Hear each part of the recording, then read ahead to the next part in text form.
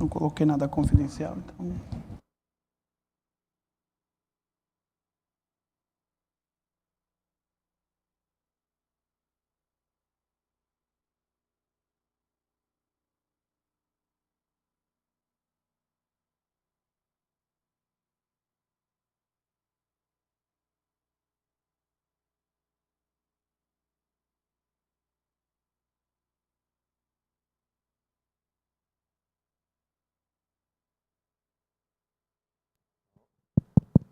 Agora sim. Bom, bem-vindos novamente. Vamos começar então com a parte das apresentações da tarde. Opa, essa ficou boa. Ah, Ahm, então, agora na parte da tarde vamos ter a apresentação primeiro vamos ter a apresentação do Luciano. Depois vamos ter a apresentação do Pierre, onde ele vai falar sobre o Chris Alice. E depois teremos o coffee break. E depois do coffee break iremos fazer a hands-on section. Então vamos ver como a gente se distribui aí, porque senão não vai entrar todo mundo no laboratório. Então a gente vai ter que ver como a gente faz essa distribuição. Um grupo já esteve no laboratório, né? Vocês aí já esteve no laboratório. Então, esse grupo, pelo menos, vai ficar aqui assistindo e outro grupo vai para lá. Senão, não tem graça, né? Monopolizar o equipamento também não. Sei que o brinquedinho é bom, mas não é para levar para casa. Então, vamos começar com a parte da tarde. Vamos ter agora a apresentação do Luciano. Luciano Santos manager da Rigaco para a América Latina. Ele, como vocês veem, é brasileiro. E ele é encarregado da distribuição da Rigaco para toda a América Latina. Assim que ele vai nos falar um pouco sobre os equipamentos e todas as novas opções que nós temos na Rigaco para as várias áreas com as quais ele trabalha. Principalmente cristalografia, né, Luciano? Professor. Bom, boa tarde a todos. Me perdoem o atraso. A gente trabalha com equipamentos de alta tecnologia. Eu tive uma certa dificuldade para fechar o carro hoje. Bom, geralmente o pessoal começa a apresentação falando um pouco do currículo. Eu preferi colocar um pouco em fotos. Sou químico. Gosto muito de trabalhar em campo também. Como vocês podem ver, a gente tem alguns sistemas de medição e coleta de amostra. Gosto um pouco de aventura, paraquedas, sou motociclista. Hoje eu não estou usando macacão mais, né? Acho que está óbvio o motivo, estou um pouquinho acima do peso. Mas também gosto bastante de safari, animais. Tenho um defeito grave que alguns gostam, outros não. E tenho uma filha linda que gosta dessas mesmas loucuras.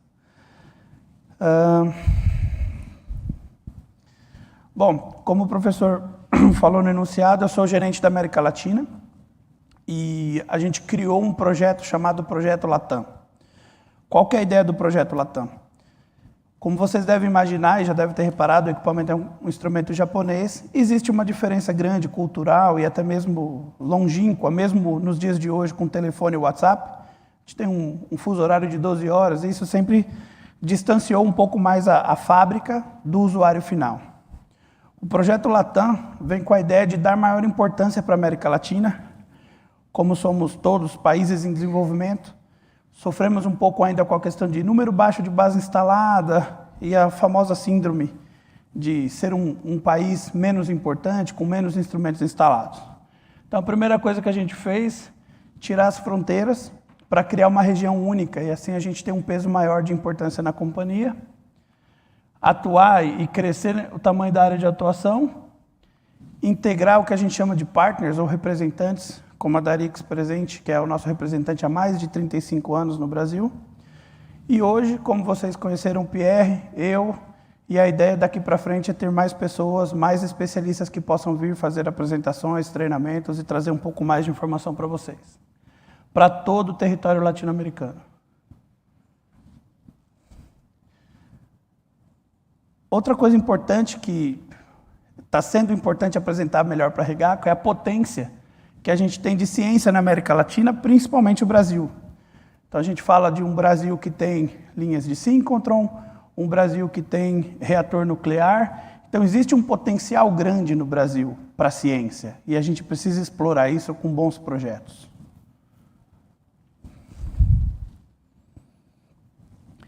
E claro, valorizar essa questão do partner. A Darix é um partner local que fala português. Eu falo da questão do português porque, como eu sou chefe da América Latina, em outros países a gente fala espanhol. Então, você ter alguém que fala idioma local, que pode te atender em prontidão, que pode resolver alguns problemas de maneira mais rápida, encurta essa distância, né? Isso é o princípio da globalização. E aqui vem a parte mais interessante. A gente falou basicamente até agora de single crystals, mas a Regaco tem uma linha extremamente extensa, falando de instrumentação de laboratório, que permeia por toda a parte de difração, vem para a linha de fluorescência, falando mais dedicado do raio-x. A gente tem também fluorescência por energia dispersiva, instrumentos como o Synergy, que é o instrumento que vocês conhecem hoje, e também com sistemas de automação, troca de amostras mais rápidas. Sistemas de biosacs integrado com sistemas de single crystals, instrumentos como analisador de mercúrio, instrumentos como tomógrafos, então, entre outros, né? Não conseguiu colocar todos num único slide. Então tem uma linha muito grande, porém, isso também era longínquo no passado, devido a problemas de comunicação.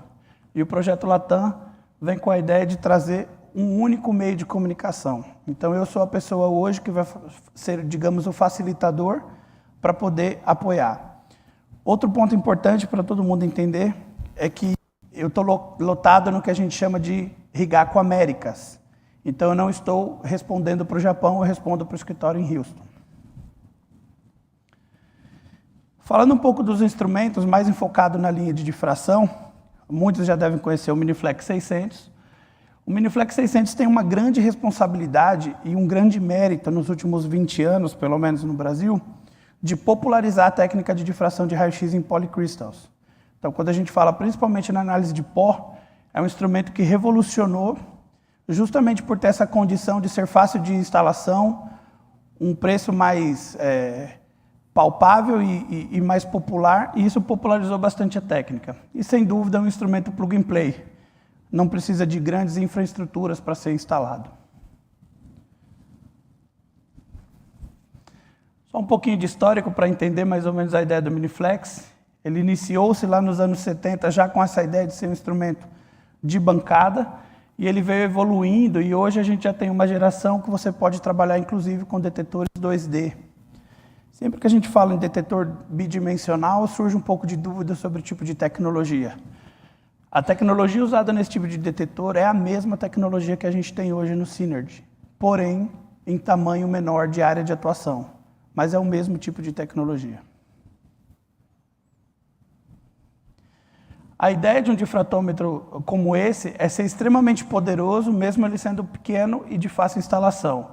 Então ele pode possuir detetores de uma dimensão que simula o 0D, o famoso detetor de cintilação, ou um detetor 2D que também simula as outras duas condições.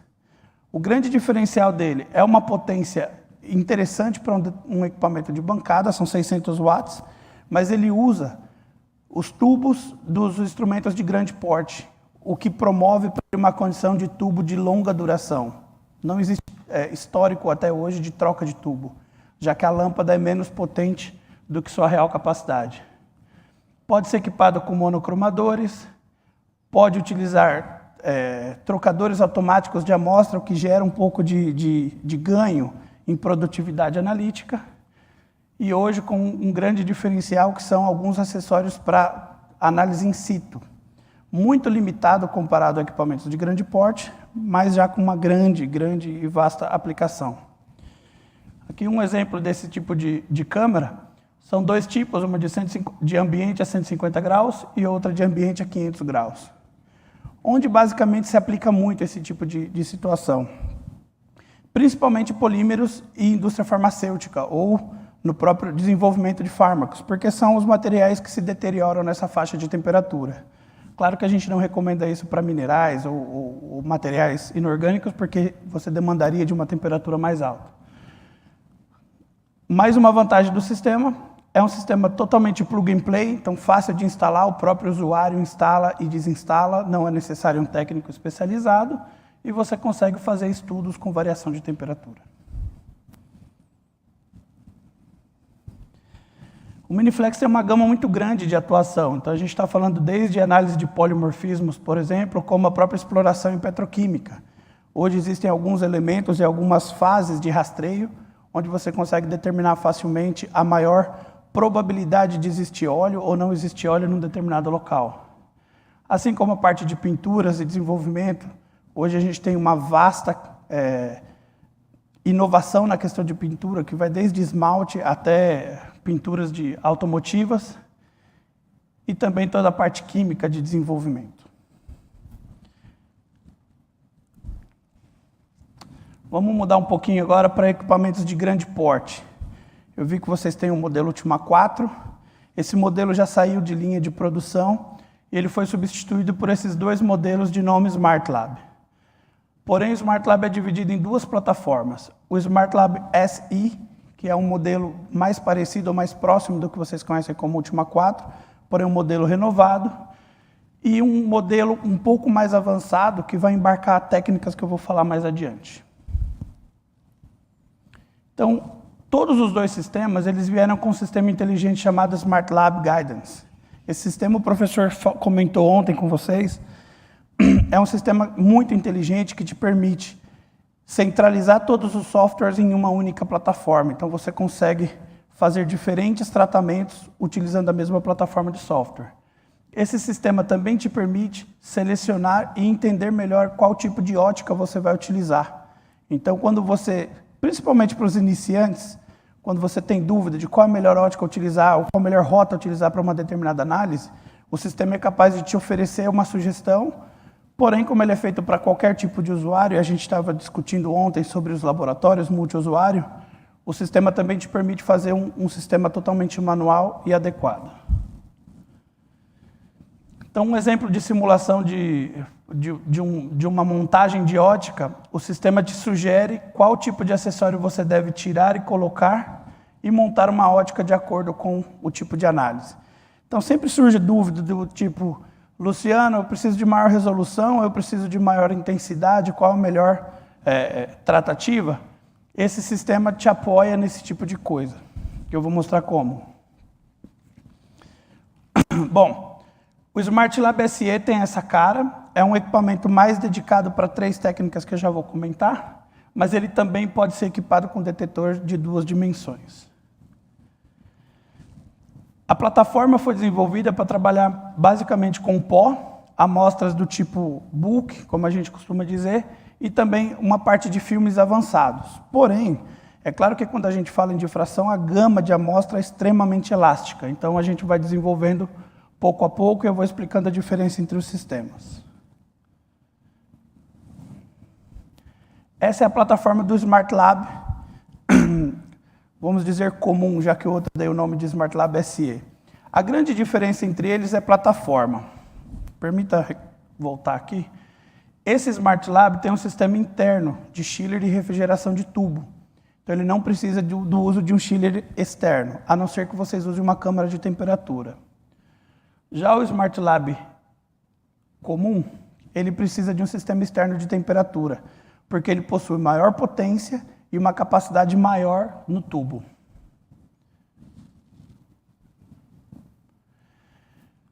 Quando a gente fala em técnicas mais avançadas, geralmente o que a gente precisa? De maior potência. Então, esse equipamento ele pode ser equipado com um tubo convencional de 3 kW, ou ele pode ser equipado com um anodo rotatório de 9 kW. Então, para o pessoal que vai fazer pesquisas mais avançadas do tipo SAX, onde você precisa de maior potência, ou filmes de nano espessura, e você precisa de maior condição analítica, maior fluxo, esse tipo de fonte é recomendado para esse tipo de cliente. Uma outra vantagem desse sistema de tubo é que ele te permite uma manutenção completa. Então, você consegue trocar tanto o filamento quanto o anodo, ou seja, esse tubo tem vida útil extremamente grande. Esse sistema tem um sistema automático de alinhamento para ambos os sistemas. Então, vocês podem ver o movimento do tubo aqui. Então, conforme você molda a amostra, tem uma amostra plana, uma amostra book mais alta, com diferentes condição aqui no eixo Z. Então, o equipamento se ajusta primeiro na altura, depois ele faz o ajuste do tipo de foco. Na sequência, ele vai fazer ajuste do slit, e aí a gente começa aquela guerra entre resolução e intensidade. Terminando esse sistema, o sistema está completamente alinhado. Por que eu queria trazer esse vídeo para vocês? O que a gente mais discutiu aqui nos últimos 2 dias é um laboratório multiusuário. Então, qual que é a vantagem desse sistema para um laboratório multiusuário? É que pode chegar 10 minutos antes alguém para uma análise de pó e meia hora depois uma pessoa com uma análise de filme. E você tem capacidade total de trocar a ótica, o sistema fazer o autoalinhamento. Não sei se todos recordam do professor falando ontem de um alinhamento de 2 dias. E hoje a gente está falando algo em torno de, no máximo, 10 minutos. Então, é uma vantagem muito grande para quem trabalha em um laboratório multiusuário e que um equipamento precisa suprir diferentes necessidades. Ele é um sistema maior, mais robusto, com portas que se abrem mais. Para quem já usou o Ultima 4, vê que aqui você tem mais espaço para poder trabalhar. Hoje a gente fala de algumas amostras complexas. Às vezes tem uma engrenagem, uma amostra com o perfil mais complexo. Outra coisa super interessante desenvolvida, veja que o sample stage, aqui o estágio de amostra no centro, ele não tem cabos. Ele é todo com esse tipo de conexão snap-on, onde você tem todo o contato elétrico embaixo e em cima, te permitindo maior liberdade no goniômetro. Então você evita, por exemplo, colisão ou algum tipo de arraste porque prendeu um cabo.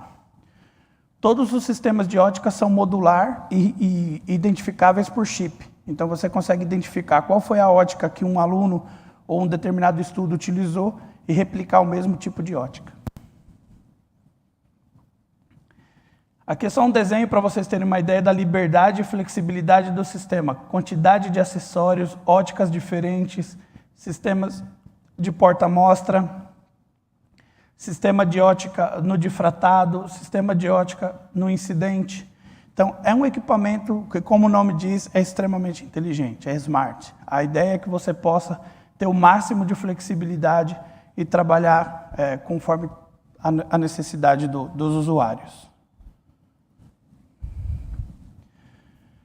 Aqui um pouco mais em detalhe, vocês podem ver que com um único sistema a gente chama de eixo Z, né, que é o eixo que determina a altura da amostra, você consegue variar de um porta-amostra do tipo, um sample stage do tipo câmara de temperatura, um sample stage do tipo trocador automático de amostra, que pode ter uma amostra, 8 amostras ou 48 amostras, um sistema para capilar, para quem necessita fazer análise por transmissão, um sistema com movimentos de ângulo XY com diferentes dimensões de movimento, 100 milímetros de liberdade, 20 milímetros de liberdade, câmaras de movimentos phi e Ki, para quem precisa fazer filmes ou sistemas com tilt, e também sistemas de bateria. A Rigaco desenvolve sistemas especiais de acondicionamento de amostra do tipo pilha, do tipo bateria moeda, ou qualquer outro sistema que vocês queiram. A gente chama isso de specials, e a gente tem uma equipe que desenvolve todo esse sistema de porta-amostra. Para o pessoal mais focado no filme, câmaras de temperatura do tipo domo, plataformas em XY, plataforma para amostras pesadas com 1 kg ou mais de peso. Então, todos esses tipos de acessórios são presos a um único tipo de goniômetro. Então, essa maneira universal de construir o equipamento vem justamente no enfoque de trabalho do tipo multiusuário. HiPix 3000. O que é um HiPix 3000? É um detetor de área. Na verdade, é o mesmo detetor que vocês viram no Synergy, porém, ele é a metade em tamanho de área ativa. Ou seja, o detetor é construído em módulos, ele tem as mesmas especificações, com a vantagem de fazer uma supressão, por exemplo, na fluorescência do ferro, poder trabalhar ele para fazer pair distribution function. Por que ele pode fazer isso? Porque ele aceita uma gama completa de radiação. Ele trabalha do cobre até a prata. Geralmente o que vocês veem hoje são alguns instrumentos que precisam trocar o tipo de detetor porque não suporta radiações como molibdênio e prata. Outra vantagem desse sistema é que ele pode ser instalado de duas formas, tanto no formato vertical quanto no formato horizontal. Eu vou mostrar um exemplo prático no que isso é vantajoso para vocês. Aqui a gente pode ver que o ângulo de cobertura muda bastante. Então eu mudo a distância em que o detetor está da amostra e isso muda o ângulo de cobertura. Mas qual que é a vantagem real de um sistema desse, por exemplo? Simulando aqui uma análise de temperatura, eu quero olhar melhor a transição de fase conforme a temperatura. Porém, isso ocorre de maneira muito rápida. E se eu fizer scans, eu vou acabar perdendo essa informação. Como o detetor enxerga uma janela de 23 a 37 graus nessa posição que ele está instalado, eu consigo ver toda a transposição, toda a transição de fase em todo o range de temperatura que eu utilizei, sem perder nenhum dado. A gente está falando em mais ou menos 260 fotografias em 20 segundos. Então a gente viu toda a transformação até aqui a formação real em uma única posição, sem a necessidade de um scan. Isso acontece muito quando você tem uma transição de fase em um range curto de temperatura e de velocidade, e com o detetor pontual você não seria capaz de ver isso. Com o detetor dessa dimensão você consegue. Exemplos do que eu estava falando, por exemplo, o caso de baterias, é um assunto hoje recorrente, né? A gente está na corrida da bateria, todo mundo com celular no bolso, todo mundo com notebook, alguns já com carros elétricos. Então, toda essa parte de desenvolvimento de bateria, diferentes tipos de porta-amostra, são parte do nosso trabalho também. Então, a gente consegue... Esses já são os desenvolvidos, mas é possível fazer diferentes testes, como, por exemplo, carga e descarga, velocidade de descarga, famosa bateria com memória e coisas do tipo. Então, aqui alguns exemplos de caracterização. Você pode trabalhar com qualquer um dos 3 instrumentos para esse tipo de técnica. Claro, o Miniflex tem a limitação do pó, então ele não foi feito para analisar direto numa bateria, mas já na linha Smart Lab você consegue construir células e medir diretamente na bateria.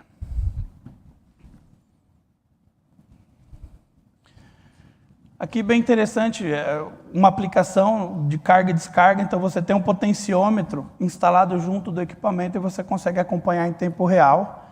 Além de ver a mudança de fase, você consegue ver a capacidade real de carga e descarga da bateria. Esses são os tipos de potenciômetros que a gente usa, só para conhecimento. O exemplo que eu estava falando de medidas em Pair Distribution Function, por exemplo, você utilizando uma fonte de molibdênio a 9 kW de potência, ou uma fonte de prata com 6 kW de potência. Então, realmente, a gente está falando de um equipamento de alta capacidade. A gente está falando de uma radiação bem mais dura. Você pode chegar aí 2,5 vezes de intensidade utilizando o mesmo tipo de espelho.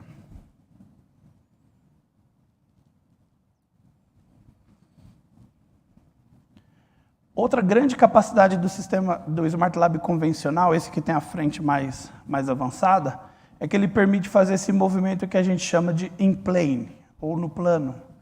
Qual é a vantagem? Quando você trabalha com filmes e os cristais estão perpendicular à medição, a difração ocorre no plano e não ocorre no eixo convencional teta a teta.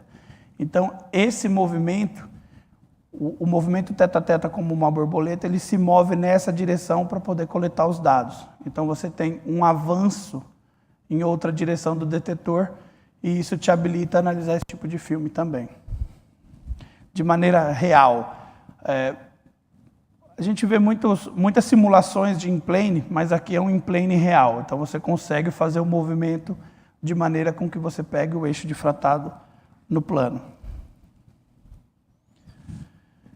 Outra grande vantagem desse sistema é que ele permite que você faça análise em saques com todo o eixo difratado sob vácuo.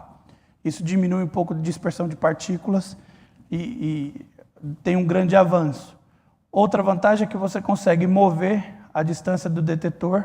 Então, quando você trabalha com ângulos mais altos, no caso de análise em wax, você consegue colocar o detetor extremamente próximo de amostra e ter uma coleta de dados de nível superior, falando de um equipamento desse porte.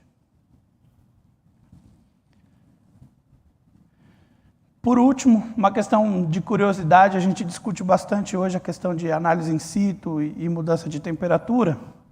Aqui tem uma câmera de 1500 graus e aqui tem uma câmera que é um DSC. Então você consegue fazer simultaneamente análise de difração de raio-x com análise de DSC e integrar os dois resultados. Então quando você tem um polimorfo desconhecido, algo que não tem biblioteca conhecida, esse tipo de técnica é bem usual para esse tipo de coisa. E também uma câmera com reator. Quando você tem um catalisador e precisa analisar a velocidade de reação, esse tipo de câmera funciona super bem. Dúvidas e perguntas? Seguramente.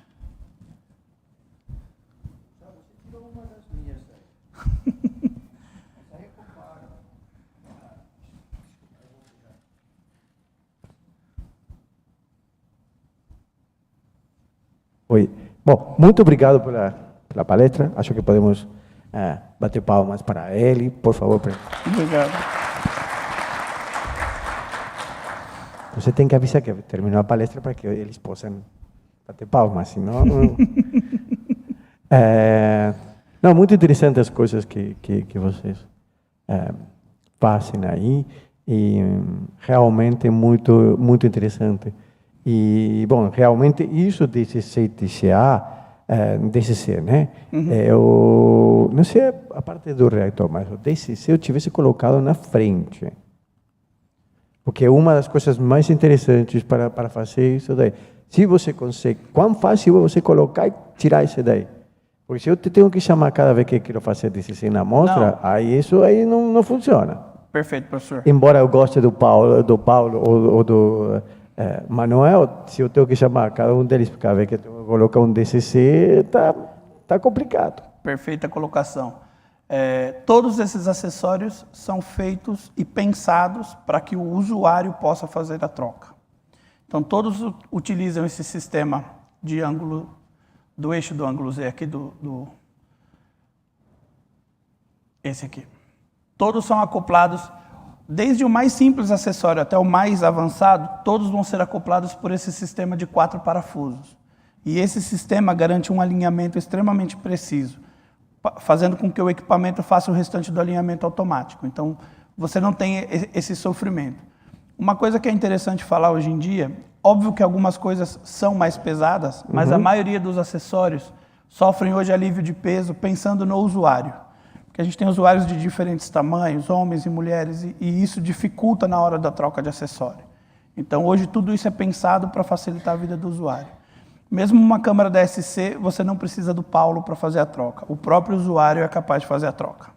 Porque, como estávamos falando outro dia, aqui embaixo, se você está se referindo a vender isso em Latinoamérica, você tem que pensar que posso chegar a conseguir, por algum milagre da natureza, que algum político colocou dinheiro para a ciência, para livrar a consciência, mas depois manutenção e alinhamento e todas essas coisas está zero. Então, tenho que garantir que eu possa manter isso funcionando, perfeito, mesmo no câmbio disso daí, porque senão estou frito. Sim, isso vai funcionar até a primeira troca de acessório e acabou aí, né? Então, agora outra pergunta. Não, volta. Essa daí. A primeira é temperatura? Sim, essa é uma câmera HTK da Antampar. Tá. Então, ele vai te perguntar, agora, pressão e Raman? Raman ainda não existe um acessório apropriado. Para pressão já existe uma câmera feita pela própria Antampar, que também permite até 100 Pascal de pressão. Tá. Mas seria adaptável? Não, é uma câmera construída para esse tipo de difratômetro. Perfeito. Ela é construída para ele já com integração de software, então você já tem todo o manuseio dentro do Smart Lab Studio. Perfeito. Deixa eu ver. Qual é a fonte do primeiro Smart Lab, aquele que você chamou de standard, SE? É um tipo de tubo que pode ser de vidro ou de cerâmica e, basicamente, os tubos mais convencionais são cobre e cobalto. Tá, a pergunta é, por que você não fala com o Pierre e coloca uma microfonte aí? A Rigato tem... Pierre pode te ajudar para colocar uma microfonte aí. A Rigato Aliás, tem ele pode te sistemas- colocar um nanorotatório de 2 comprimentos de onda, e aí a gente não tem que andar trocando tubo e essas coisas aí. Vai, Pierre. You can help them to put a rotated anode and microflux. Then, Professor, só para título de curiosidade, a gente sabe que existe essa demanda. Deixa eu só encontrar o slide. No caso de instrumentos especiais, ou desculpe o termo, mas o famoso Frankenstein, que são os equipamentos que a gente vai construindo sem essa cara comercial, a Rigaco possui essa linha, que é mais ou menos com esse tipo de objetivo.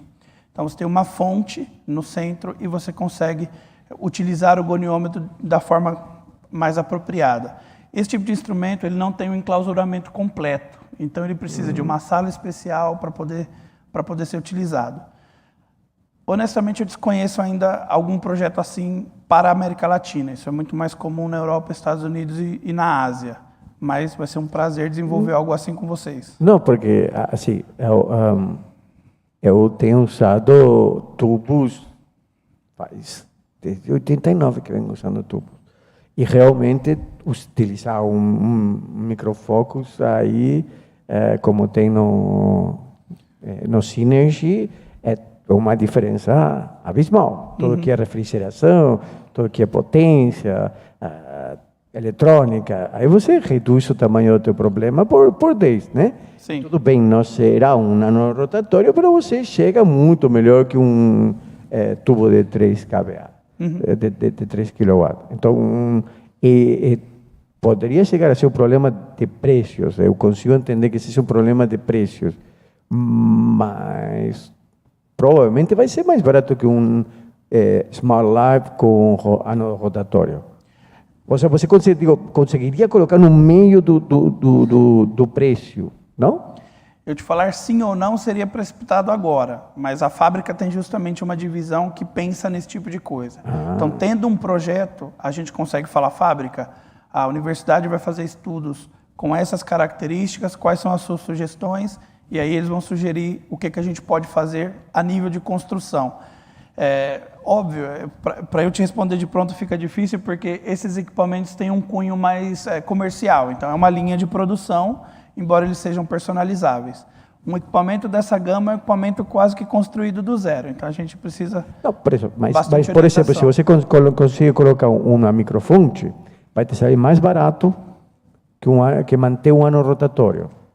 O custo do equipamento vai ser mais barato, porque você simplesmente pega de um e coloca no outro, entendeu? Não tem muita coisa. A eletrônica você já tem. Vamos discutir com o Pierre. E é isso, fala com o Pierre. Pierre sabe dessas coisas. Outra coisa que ficou interessante, you will have them with the microfox and the rotated anode to put it in the Smart Lab.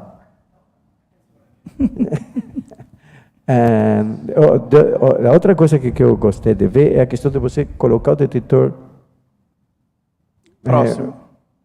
Próximo ou longe, né? Que isso é uma coisa que a gente vê em pequenas moléculas, mas não vê em pó. Né? Isso te ajudaria muito com a questão de resolução. Sim. A ideia justamente é dar mais flexibilidade, professor. Hoje, de novo, a gente fala tanto de laboratório multiusuário, e óbvio, quando a gente vai falar em técnicas como SACs, a gente sabe que hoje a gente discute SACs em 140 milímetros e em 10 metros de ótica. Então, é uma gama de discussão muito grande. Porém, dentro da realidade de um laboratório multiusuário, a gente precisa discutir uma real capacidade de análise de SACs. Então, por exemplo, aqui, nesse caso que eu apresentei, foi desenvolvida essa ótica. Só um minuto, tinham muitos slides. Esse eu gostei também, esse de medir várias coisas rapidamente. Era esse daí. Onde é esse aqui? Não, acho que é o Voltava próximo. para trás. É aqui. Esse aqui vai para trás. Então, essa ótica, ela te permite, por exemplo, numa análise de sax, onde você precisa maior distância para ter uma resolução melhor, então você usa o máximo do braço do detetor, que são em torno de 300 milímetros, e utiliza uma câmara em vácuo para poder ter menor dispersão. Mas no caso de análise de wax, a gente faz o contrário, você aproxima o detetor ao máximo da amostra para poder ver melhor os anéis. Então, quando você olha o resultado analítico, ele é muito mais nítido e de melhor resolução, justamente porque você tem pequena dispersão. Perfeito, perfeito. Bom, isso é só para mim. Alguém, desculpa ter monopolizado, essas são as vantagens de você estar aqui na frente, você consegue monopolizar as perguntas. Alguém tem alguma outra pergunta para Luciano? Não? Temos alguma pergunta Não? Calma, não quebra não, tá?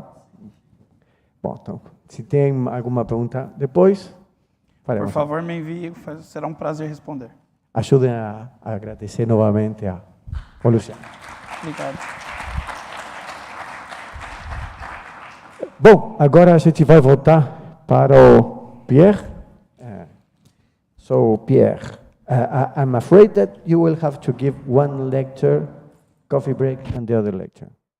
Because that's better. That's better. So we can get coffee before your last. Otherwise, we will sleep.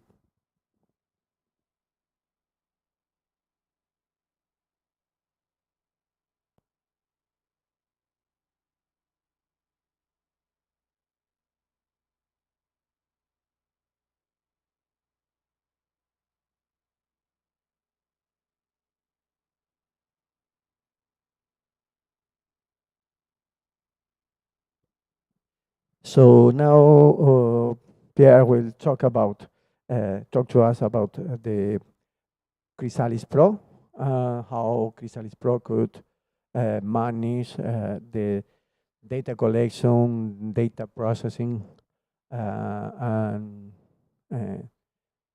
analysis of X-ray diffraction for single crystal, mainly focusing in small molecules.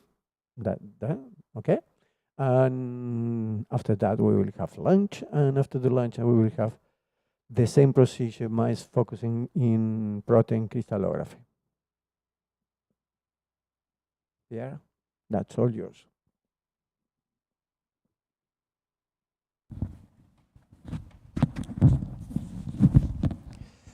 And I'm back. Hope you had a good lunch. This afternoon will be a bit lighter, I think, simpler. And probably a bit more fun as well.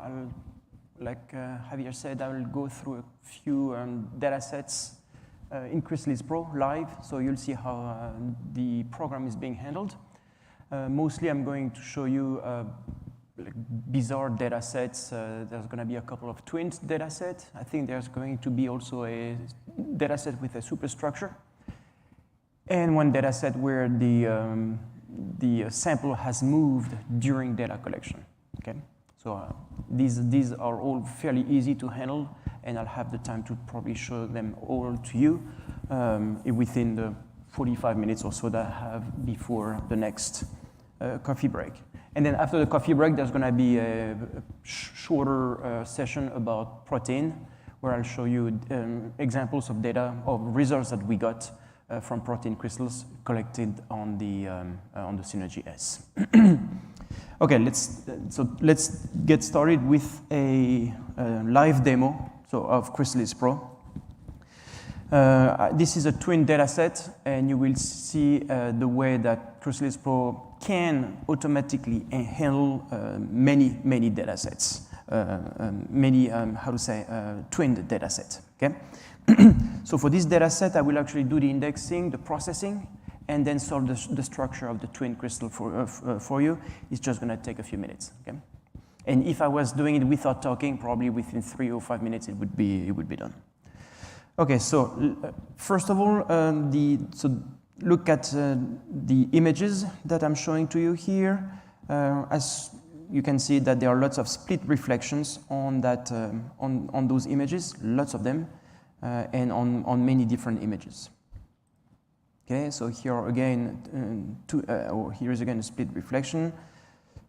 And so let's see, a few more here, right? So and another one there. So whenever you have lots and lots of double reflections, so this is a multi-crystal. It could be a twin, it could be a cracked crystal, but this is definitely not a single crystal. So two reflections, two, can't be like that.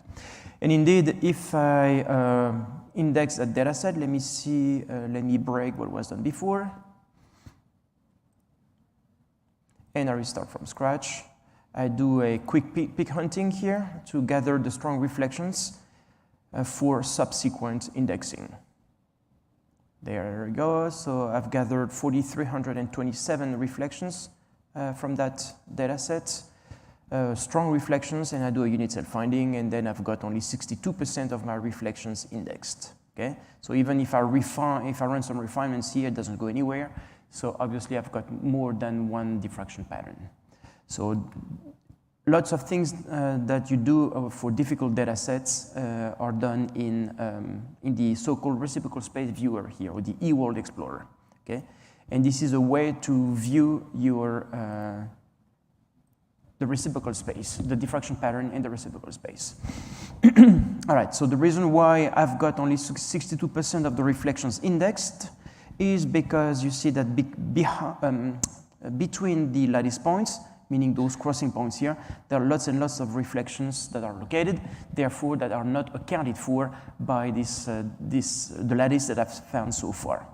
The lattice is as follows. So this is a primitive, this is a triclinic lattice with unit cell parameters of 7.1, 7.8 almost, and 11.2, right?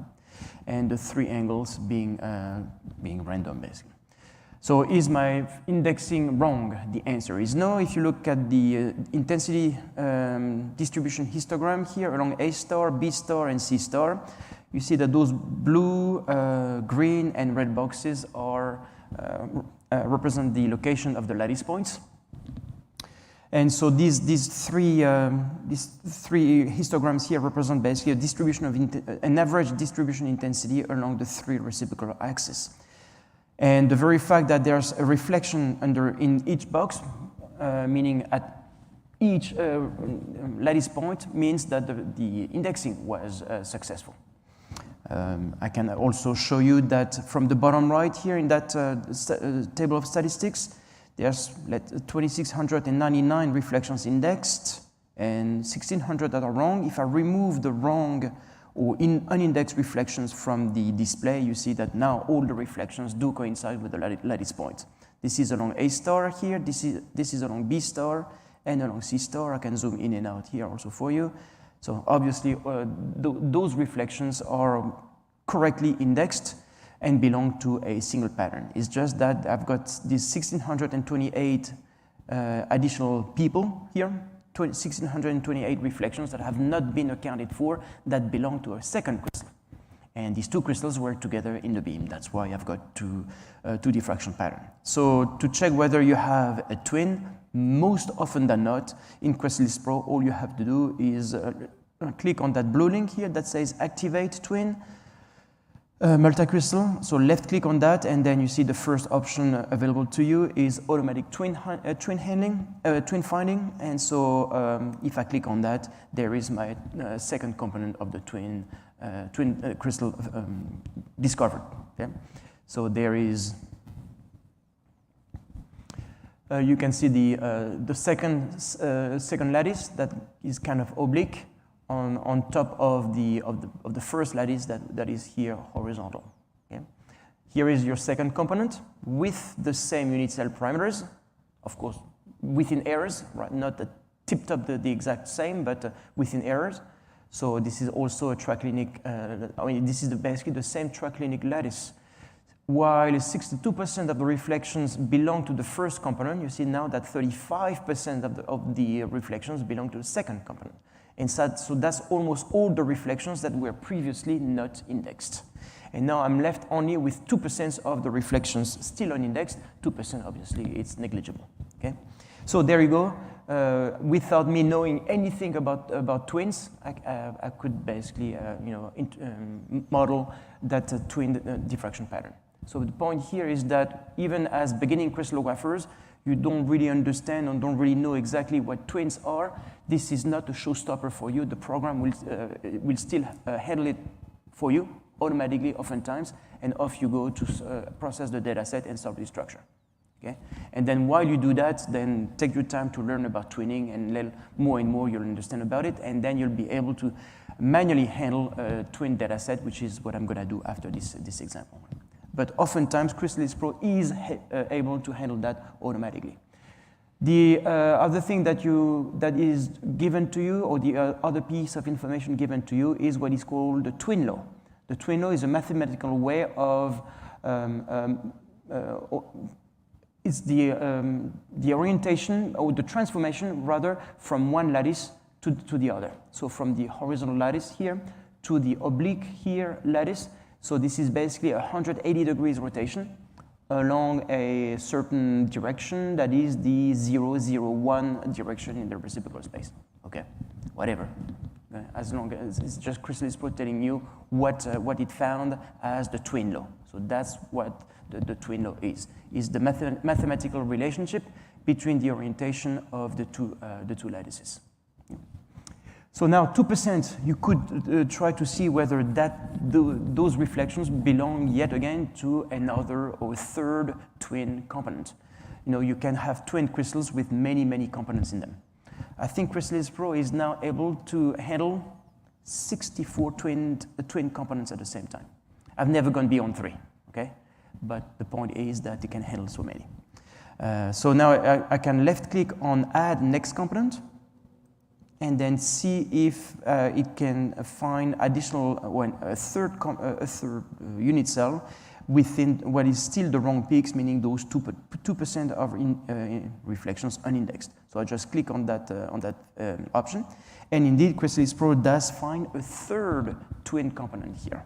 So that's the red lattice that you see. Here is component number 3, again with the same unit cell parameters within error. But now I only have 1.4% of the reflections from the entire diffraction pattern belonging to that component number 3, which means that it's completely negligible, right? That means that it's probably it's probably there, but it's a very weak crystal, a very weak component of that twin crystal. So you can get rid of it. It's going to create more problems than not when processing the data set. Okay, so here I'm going to remove it by left-clicking on component 3 and then clearing that component only, and then I'm back to what I had before, just 2 components. So you see, if you go too far, if you find a third or fourth component and you decide not to include them, then you go back, basically. You don't have to even restart everything from scratch. You just remove those that you don't like. Okay, so now that's it.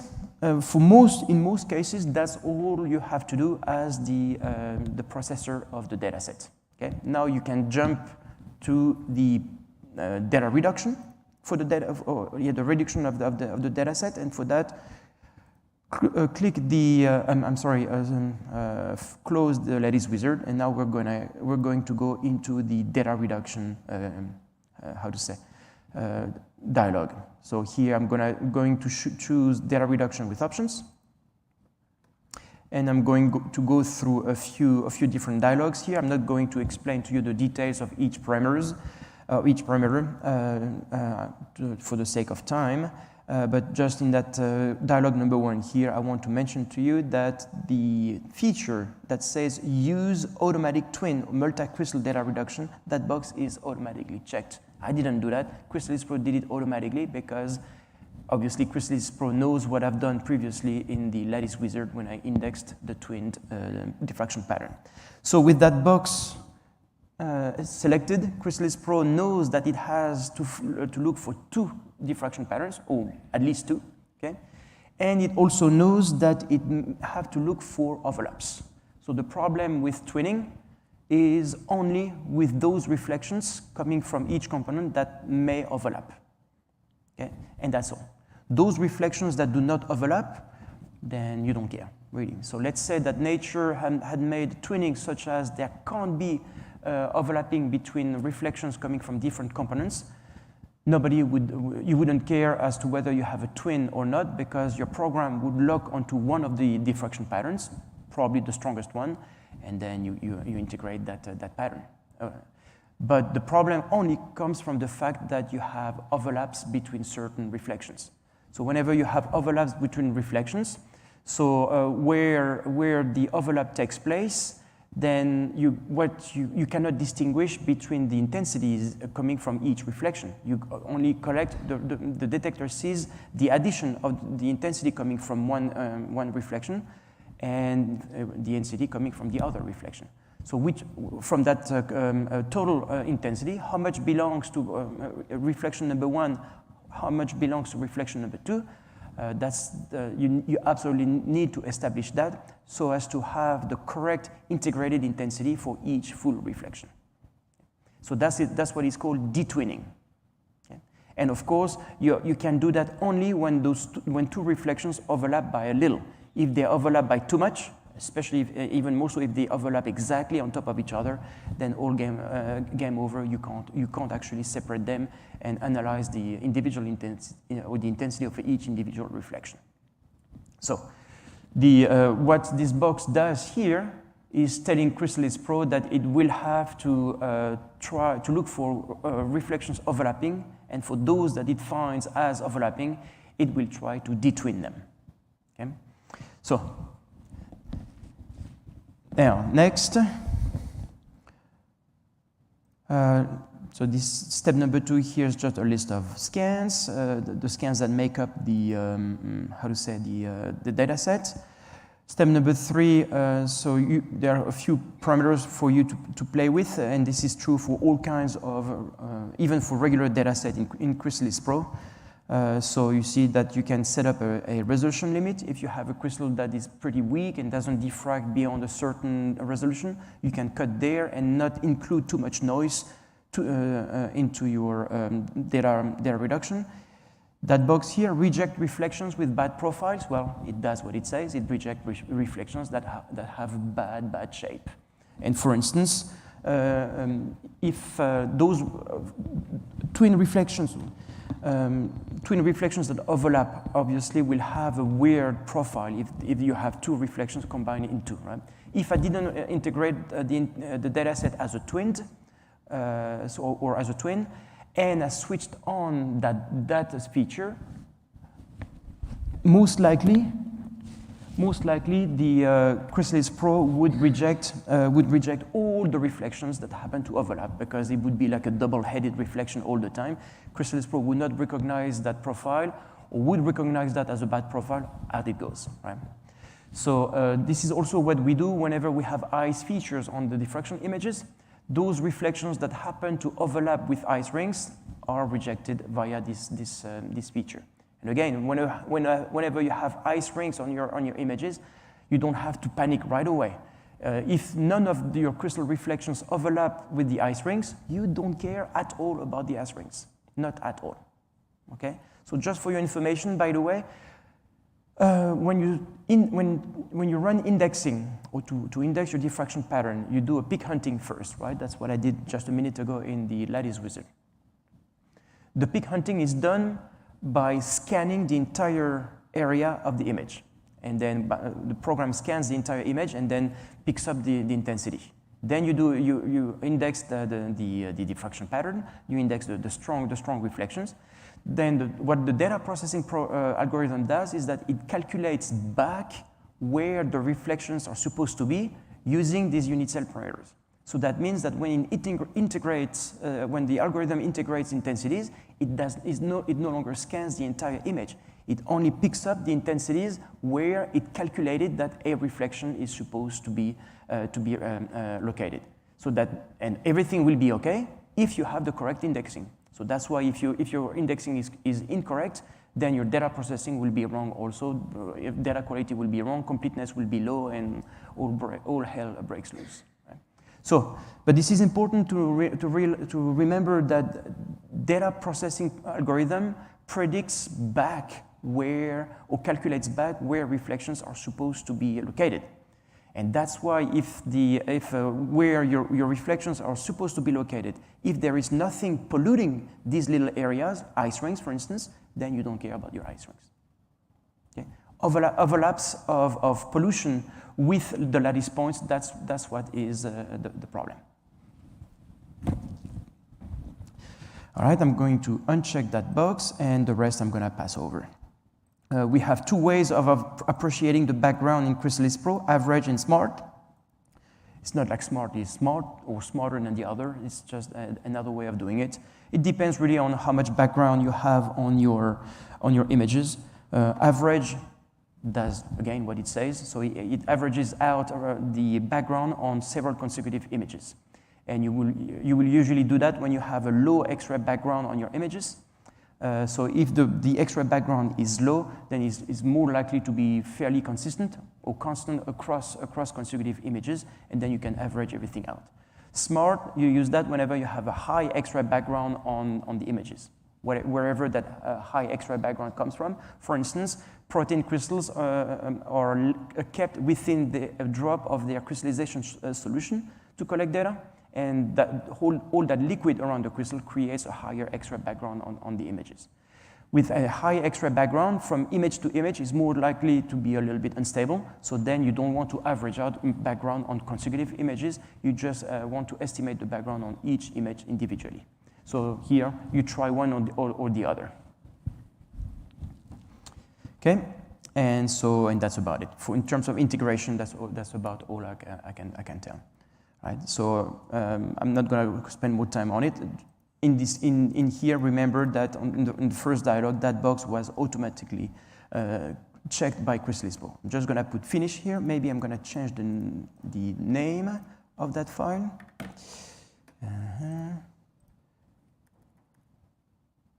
Let's call that USB. And off it goes. So you'll see that data processing in Chrysalis Pro is pretty quickly. I've got what is it? 540 images to process of this data set. 540, and the whole thing will take like maybe 3 minutes or so. Okay, and this is on the laptop. So on the desktop computer, it would go even faster. So meanwhile, if you have questions about twinning, right, so I can give you some more explanations about what twinning is if you want to. No worries, you can interrupt me at any time. Oh, well, it's done. I was about to have a drink. It worked too good. I'm sorry? It worked too well. That's a problem. Exactly, yep. So Chrysalis Pro always does scaling automatically following integration. And so I'm going to mention to you a few scaling results output here to show you all the information that Chrysalis Pro gives you about a twinned crystal. So first of all, the R int here for the overall data set is just 2% here. So you see that Chrysalis Pro does usually a good job with a twinned data set. Pretty high IFSC here. It was a strong crystal as well. All right, so now above that, you see that you have under twin analysis here and decomposed twin data, you have component 1 and 2. Remember that I had indexed the diffraction pattern with 2 components. So now Chrysalis Pro is also giving me statistics on each component. Let's look at that part here. I'm not sure that you guys can see big enough, but so I'll tell you what these numbers are. So the first column here is a ratio of intensity. Okay? So basically, Chrysalis Pro is trying to tell me how much of the diffraction intensity that it sees overall on that in that data set belongs to component number 1, and how much of it belongs to component number 2. That will give me the relative intensity of the 2 twin components. It's basically a way to tell me what the size of each crystal was. Because here, by the way, a twin crystal, this is nothing but 2 crystals growing into each other. Okay, not on top of each other.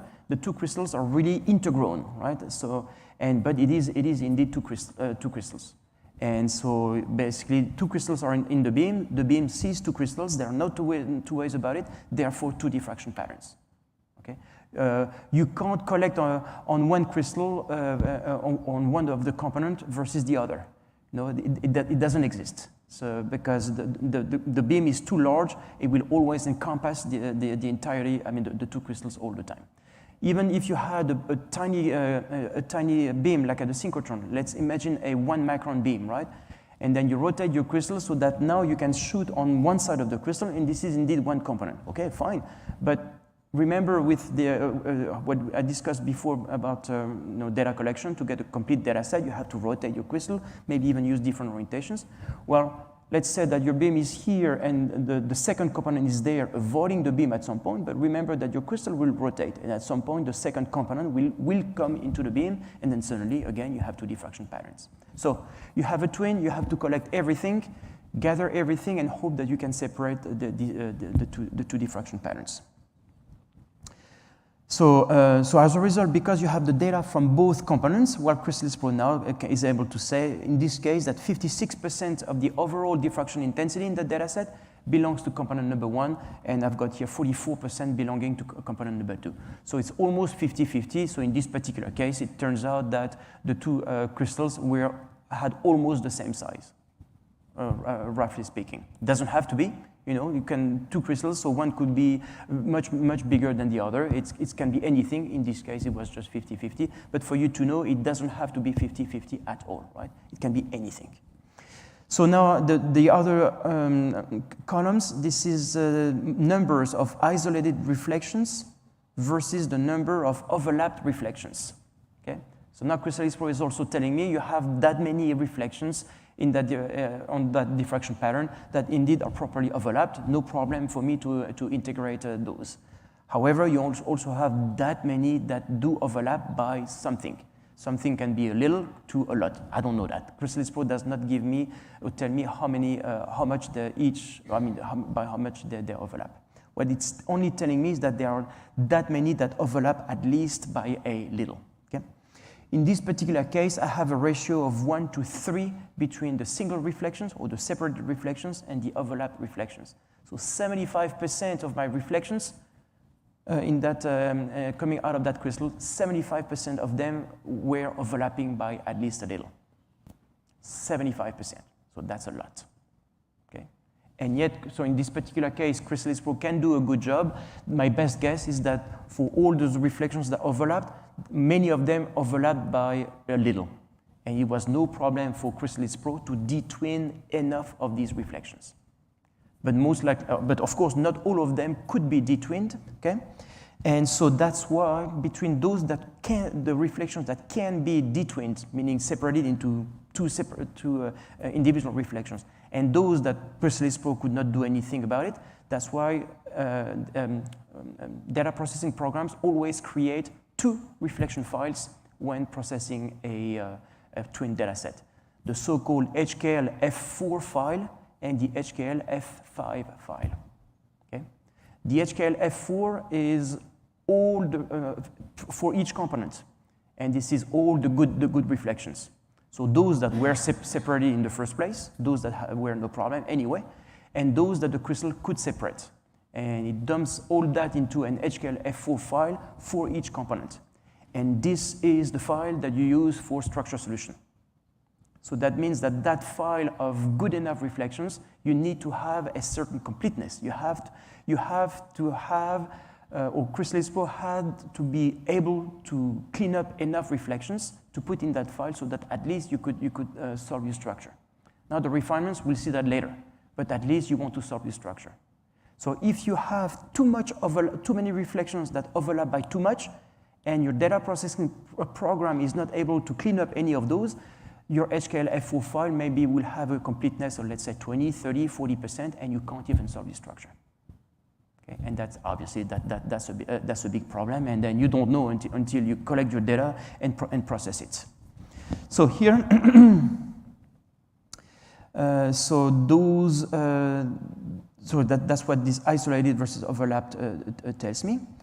Let's see here, what next? So now underneath the two other line here, okay, So it says here that overlap limit, okay, so it talks about the HKLF4 file here. So this is the statistics here, the R-int and the IFSC sigma are the regular statistics that you get from scaling.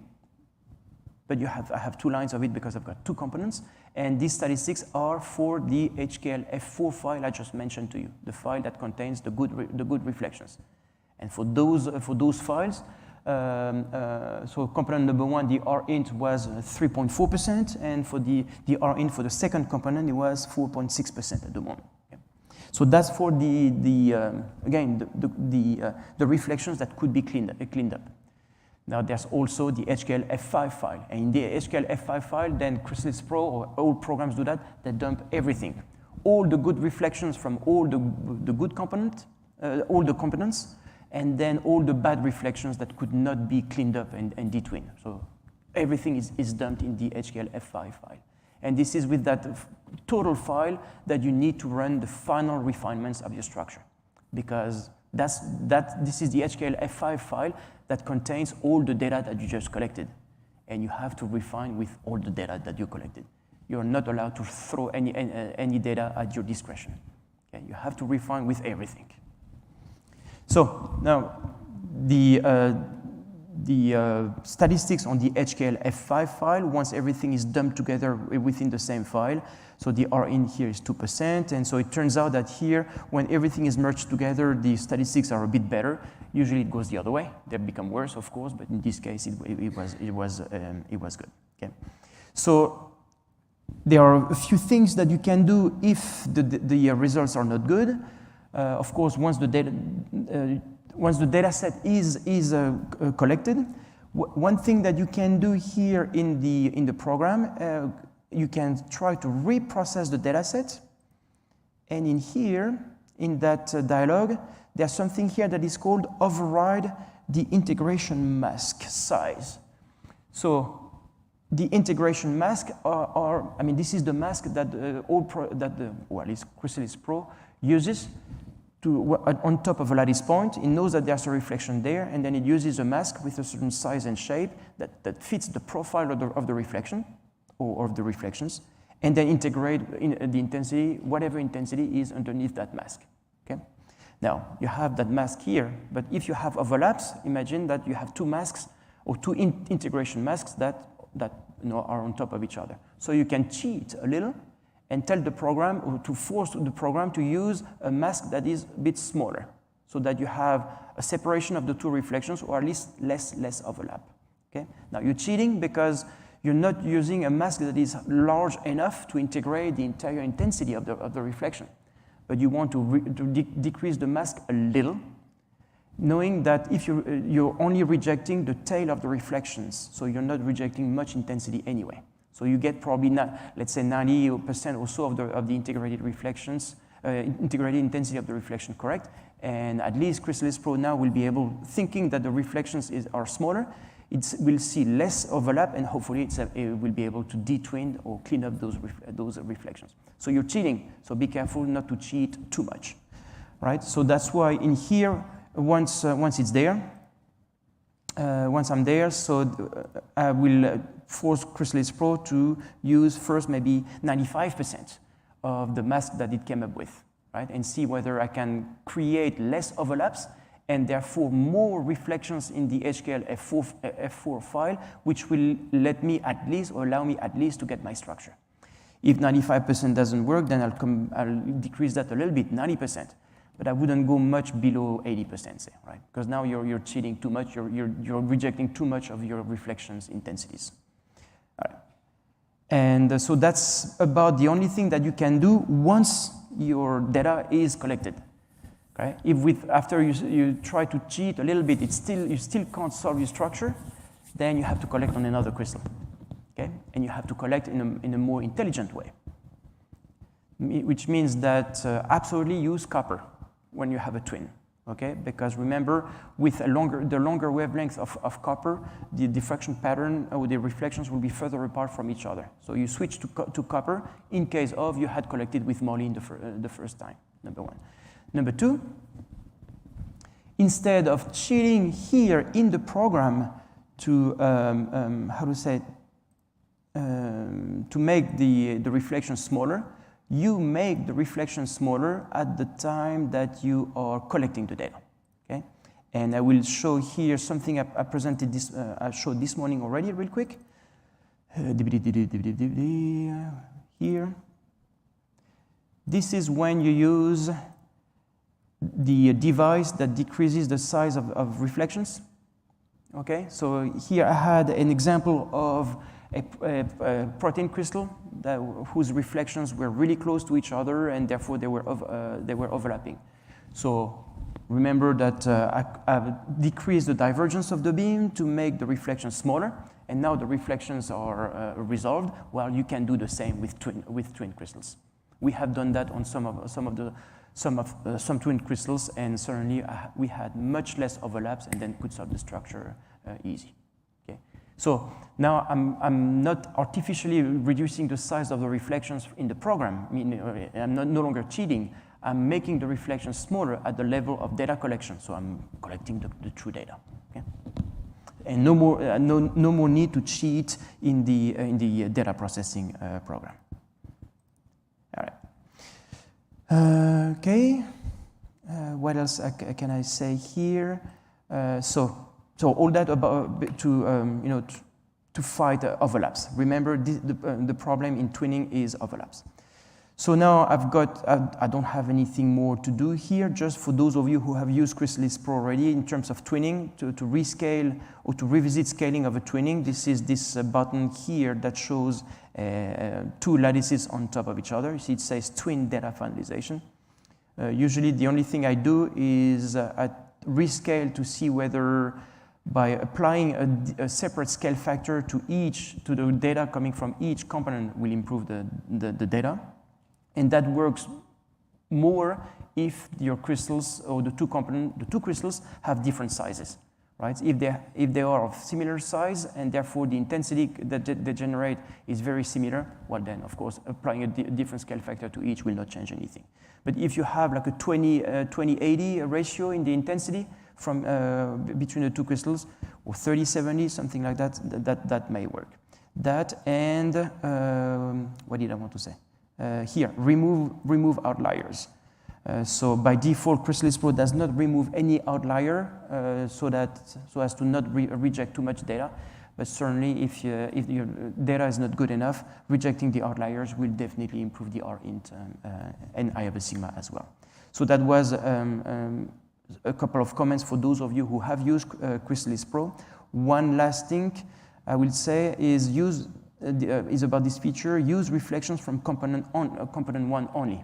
So after all that, after integrating the two diffraction patterns together, basically, once they have been integrated, you can tell Cristallis Pro, okay, now whatever you've integrated from one of the component, reject it and keep only the reflections coming from component number 1. Okay, and this is usually mostly useful when a component is much weaker than the first one, and so much weaker, there's so much difference between the two that adding the little intensities, overlapping intensities from the second small component just messes up the overall statistics.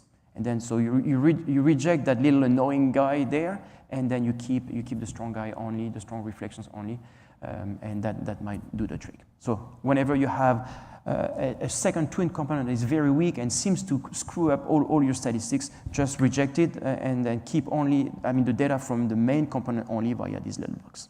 Okay, so these are little tricks when rescaling, twin data set. Okay, so here now I'm just going to demonstrate to you real quick how to solve a twinned structure.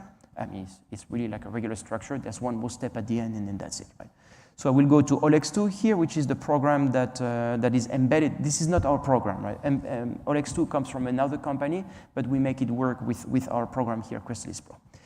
And so here is my USP HKLF4 file. The INS file is the input file for the structure solution program to run. But you see that for USP, I've got the HKLF4 file and the HKLF5 file. Remember, HKLF4, it contains all the good reflections and those reflections that could be cleaned up, and HKLF file contains everything, the good and the bad and the ugly. Okay? So now I'm selecting the HKLF4 file, okay? And OLX2 is opening up. So I start just like I usually do for just regular structure, solve. So this is my the structure that I've got here. So these are two half molecules. So let me grow the molecules for you, okay? So actually, let me do that first. Put them on top of each other, really, within the same asymmetric unit, and then grow. All right, so these are two molecules. There's an electron-rich molecule here, which is a tetrathiophulvalene derivative, and then a tetracyanoquinone here at the bottom. So an electron-rich molecule with an electron-poor molecule, and then there's an electron transfer between the two. Okay? So anyway, so at least already is a structure solved. So then you refine as much as you can with the HKLF4 file. So here you see I'm using the HKLF4 file at the moment. And refine, switch to an isotropic approximation. So I've got my R factor here down to 7% already. Switch on the calculation of the weight, okay? And then add the halogens. Can update the chemical formula here from the green arrow at the top there. And my Z prime, which is the number of molecule per asymmetric unit, is 0.5. 0.5, all right. So that's it. So now I've added my halogens. I can refine some more, but everything converges. 6.8% for the R1. The goodness of it at 1.12. That's it. It's converged. I can't go any further than that. Okay. That's with the HKLF4 file. But now I've been refining my structure only with part of my data, the reflections, the good reflections, and those that could be cleaned up, and coming only from component number 1. I've got the equivalent reflections from component number 2, plus all the crap that I still have not detwinned. Okay? So now, all I have to do that final step is switch here. You see under HKL file, there's a pull-down menu, and you see here that the second option I've got is HKLF5. So all I do now that the structure is properly solved and complete, I switch to the HKLF5 file, and then I refine again. And then you see that my R factor went down by 2.5% almost. And that's all that is needed to refine a twin structure with OLX2. Cristallis Pro will generate the proper files for you, and then in OLX2 you use the HKLF4 file to solve the structure and go as far as you can in terms of refinements. And then to the final for the final refinements, switch to HKLF5 file. Hopefully, nothing will break when you do that. It does sometimes. And then you're done with your twin structure. So if the processing has been done properly before, then the structure should not be a problem. And if the indexing, if you did your indexing correctly, most likely the processing is just fine also, and most likely you'll get your structure. Okay. All right, so that was done all you see using the default in Cristallis Pro and OLX2. Questions, Javier? No, because I saw you with taking the microphone. So. No. Any question? Oh, not him again. Okay. Does this approach work well for, as you suggest, using more than one crystal inside a DAC? Yes, absolutely. Is it the same approach, pretty much? The same approach. Actually, I think the lady that I was telling you about over lunch, I think the way she actually does it, here.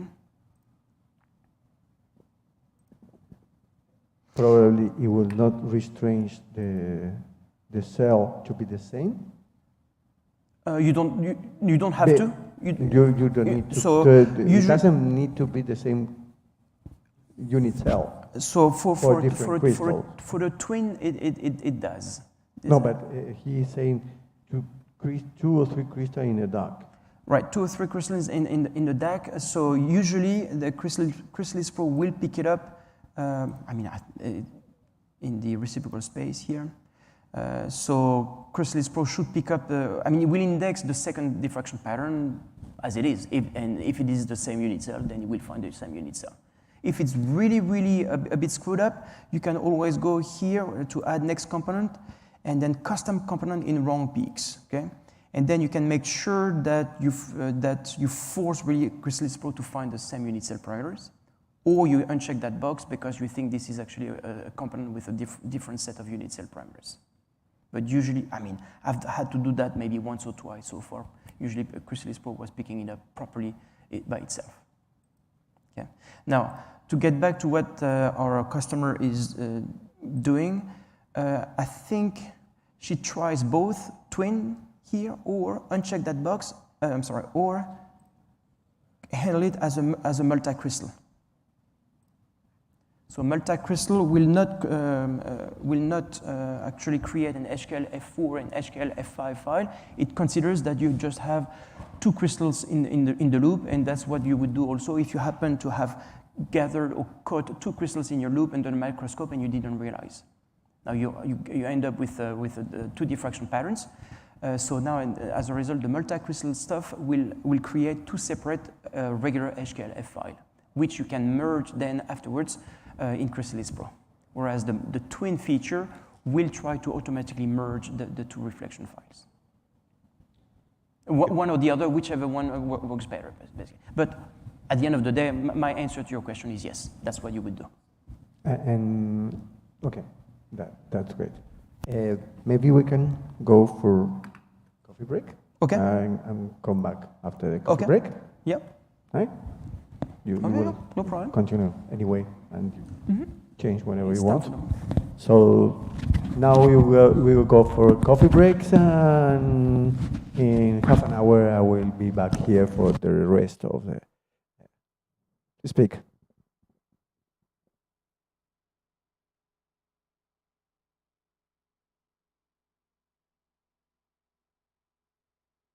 Oi, oi, oi.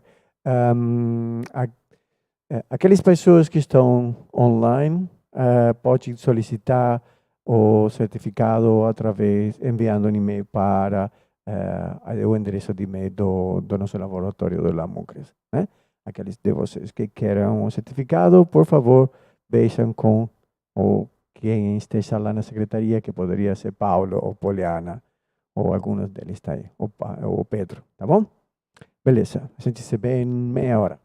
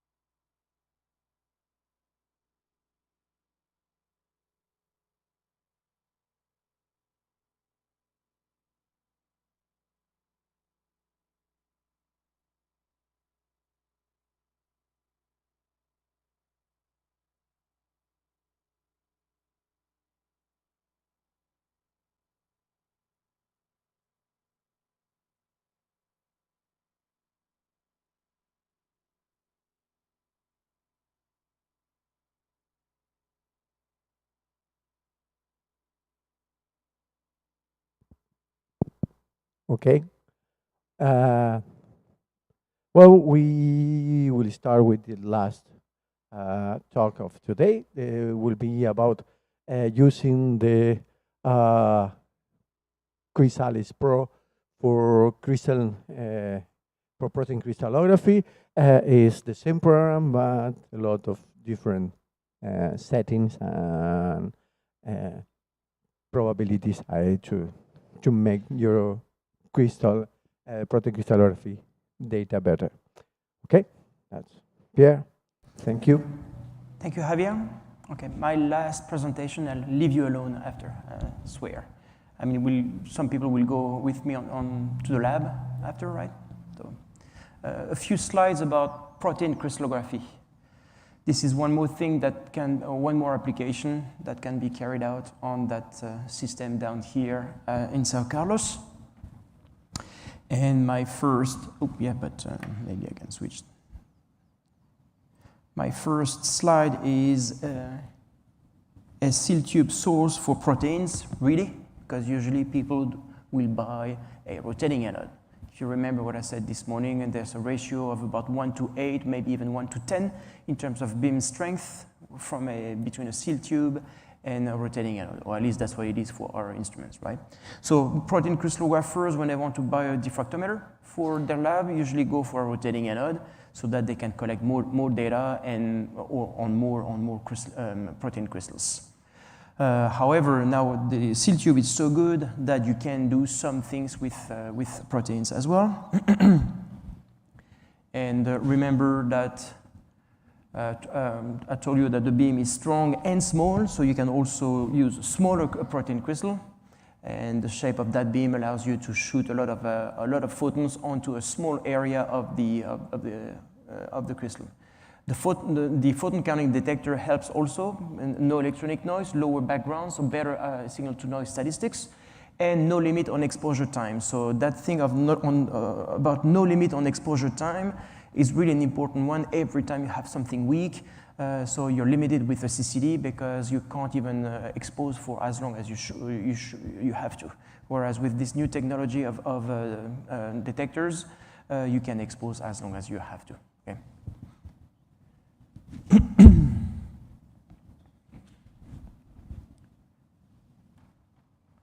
All right, so I'll pass on all that. Beam divergence is another good thing that allows you to collect good protein data. So you've seen that those images now 3 or 4 times today. But again, this was primarily designed or built up for protein to collect protein data, right? So this is basically these 3 things: the strong macrofocus beam, the photon counting detector, and the beam divergence that make the Synergy S a pretty good candidate to collect good protein data as well. In Chrysalis Pro, this is actually the same version. You just have to switch between small molecule mode and protein mode. So the interface or some dialogues are slightly different.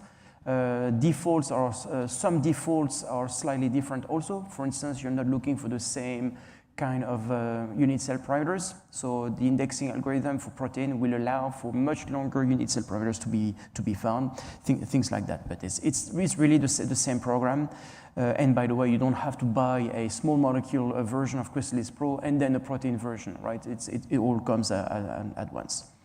That's what I'm saying here. So some of the things differ between the 2 modes, but not much. So Chrysalis Pro will output a so-called MTZ file. This is the file that the protein crystallographers need to go on to other programs to solve their structure. One of the most, these people, protein people, they usually use a suite of programs called CCP4 to solve the structure, get their phases, build the structure, and refine everything. So anyway, Chrysalis Pro will output that MTZ file for you also. Another thing that a Chrysalis Pro does is that it can output the images into other formats if you want to process your data with other programs. So we are not weird in that sense that we're happy to output our images into another program. So people who are used to using other programs, especially in proteins, in the protein world, they are pretty particular. Once they are used to using a specific program, like XDS here, for instance, they may come to using Cristallis Pro after a while, once they have collected a few data sets and they have processed the data sets with the two programs, and they realize, okay, so the results are the same, but they need to be convinced first, right? So we have no problem outputting our images into different programs, so that into different formats, sorry, so that other programs can be used, like XDS or HKL 2000. That's no problem. We'll go even further for those of you who do proteins or those who are listening to us. Cristallis Pro will output each scan in a separate directory, exactly like this particular program called XDS wants it. So Cristallis Pro will prepare everything to you, not just output the images into the proper format, but sort the images like XDS is expecting. And Cristallis Pro will also set up the input file here, which is the equivalent of the INS file when you want to run ShellX, so that you just, this is the ENP file is a script to process the data set. So Cristallis Pro will, generate that file for you with all the proper parameters, detector distance and this and that, and you just run that file right away instead of having to build it yourself. So you see, we're trying to make things easy for you. So I will only show you very few examples of protein data sets that were collected on the Synergy.js in Houston. So some are standard crystals, but some also came from our customers. So there are two ways of solving structures or protein structures. One of them is called molecular replacement, where you actually solve a structure starting from a structure or starting from a model. So that's why it's called a molecular replacement. You start from a protein molecule that you think has a similar shape than as the protein that you are studying, and then you use that to calculate your preliminary phases, and then once you have those preliminary phases, then you go on building your own structure. But with molecular replacement, you start from an existing model. You don't start from nothing. Okay. So that's the first way of solving a protein structure. The other way is ab initio, right? You start from zero, which you do for small molecule, but it's just that you have so many atoms to find in proteins that it's much more difficult to do than whenever you have 10 or 20 or 30 atoms to build for a small molecule structure. So to do that, so there's a whole dance when you want to solve a structure from nothing, and to do that you need a so-called anomalous signal to come out of your crystal. The anomalous signal, this is all on the small molecule side, this is what allows you to determine the configuration of a chiral molecule. You use the anomalous signal from a crystal, which means that the opposite reflections in a central symmetric space group will have the same intensity. By opposite reflections, I mean the 1, 1, 1 versus the -1, -1, -1. If this is a central symmetric space group, that means that you have a central inversion between the two. Therefore, these two are symmetry related and will have the same intensity. If you have a non-central symmetric space group, like when you have like the space group in which chiral molecule crystallize in, so you no longer have that center of inversion, and the 1, 1, 1 will have a slightly different intensity than the -1, -1. Slightly small, okay? And so, or a small percentage of the overall intensity. So if this is a small percentage, you want the overall intensity to be as large as possible. A small percentage of something large is bigger, basically, right? And it's also very important to measure the intensity of both opposite reflections very, very accurately, just to be able to accurately determine that little difference as well. So in proteins, you use, to determine the anomalous signal, you need a certain amount of heavy atoms in your protein molecules, starting with sulfur atoms. Some people some protein people, they replace sulfur with selenium. Selenium being a heavier atom than sulfur, it will diffract more and create a larger anomalous signal. You can use other heavy atoms Maybe you have an iron atom in your protein molecule. Maybe you have sodium or potassium, things like that. Any kind of heavy atom can be used. Iodine can be used to get an anomalous signal, which will give you the preliminary phases. And then once you get started, then you're good. But you need to find a starting point. So in proteins, using sulfur basically is the easiest way, in the sense that, well, you use your molecule as it is. But this is also the hardest way, because, well, sulfur only has so many electrons around it. Okay. So now here we might think that, okay, because this is using the anomalous signal from sulfur only is harder, that's when I need a stronger beam, right? So you could think that you can't do that with a microfocus seal tube generator like is here in Sao Carlos, but you can. So sometimes you can, and that was the case here for this first protein crystal. Now you see that the crystal was pretty big. Where's my dot? There. This is the size of the crystal. It was not one of our crystals. It was provided to us by the University of Delaware. And so again, we use the anomalous signal. So SAD stands for sulfur what is the single anomalous dispersion versus MAD, which would be multiple wavelength anomalous dispersion. I was drawing a blank. So single wavelength anomalous dispersion using sulfur. That's what this means. All right, so the data collection parameters are shown here. The first thing I want to show you from that table is that look at the unit cell parameters here. So they are big for you, but small for proteins, right? So 55 with the detector closed at 32 millimeters. So this is one of the advantages of that detector. You can, because I'm not sure I mentioned it this morning, but is that me? So each pixel on that detector is completely isolated from the neighboring pixels. So if you have a whole lot of photons hitting a given pixel, they will never leak to neighboring pixels like they do on CCD. So that's why on CCD you get nice round reflections. That's because the reflections behave like a drop of water that hits the ground and then spread out. Okay? So it gives you nice round reflections. It's pretty, but then your reflections are larger and your signal to noise statistics go down. And then you have also more overlaps. Okay? Whereas here, because photons are really imprisoned on a given pixel and never leak to neighboring pixels, your reflections are no longer round. They can be like a square. That's it. Because your pixel shape is a square, your reflections might be a square or two squares together, which gives you a rectangle. So ugly reflections. So sometimes people who are not used to that kind of detector technology, they tell us, oh, there's something wrong with your beam, or something wrong with your detector, and so on.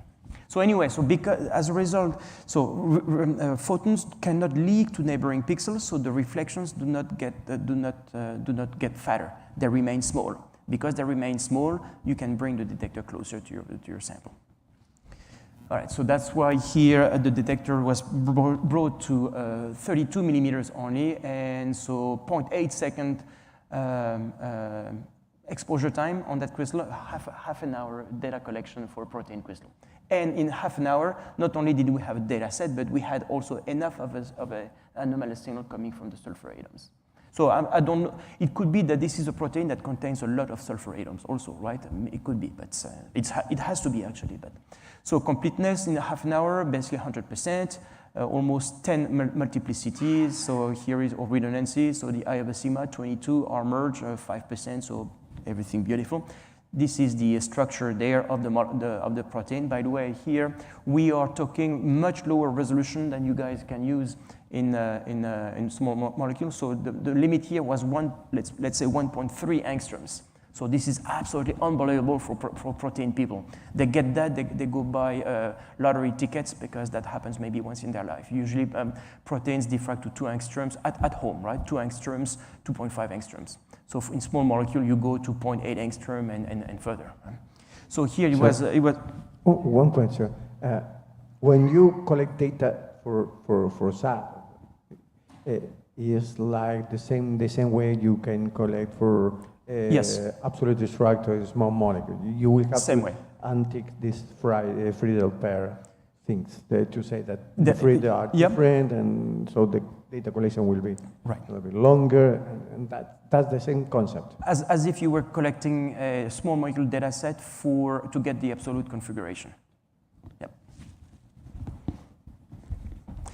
All right, so what I was about to say, so much lower resolution in small molecule. Because the resolution is lower, you no longer see, electron density peaks for the atoms. You see like a cluster, a continuous cluster of electron density, because you don't have that much resolution. The way I always explain it is that the higher the resolution, it's as if you are wearing better and better glasses. So when you have a low resolution data set, it's as if you remove your glasses and everything becomes kind of fuzzy. You see shapes, but you don't see the details of what is in front of you. Now you increase the resolution of your data. It's as if you are putting better and better glasses. Okay? So when everything is fuzzy, you see blobs of things, right? When things are less fuzzy, you see actually each person separate. So the same for atoms in protein structures versus small molecule structures. Explained in a very simple, basic way. All right, so that was the anomalous difference peak from an atom of nickel, and you see the huge electron density peak I have here. So nickel was used also in addition to sulfur, actually here to gather the anomalous signal. Okay, here is another example. Thaumatin, this is one of our reference or standard protein. So a large crystal also, but we didn't have to go that large.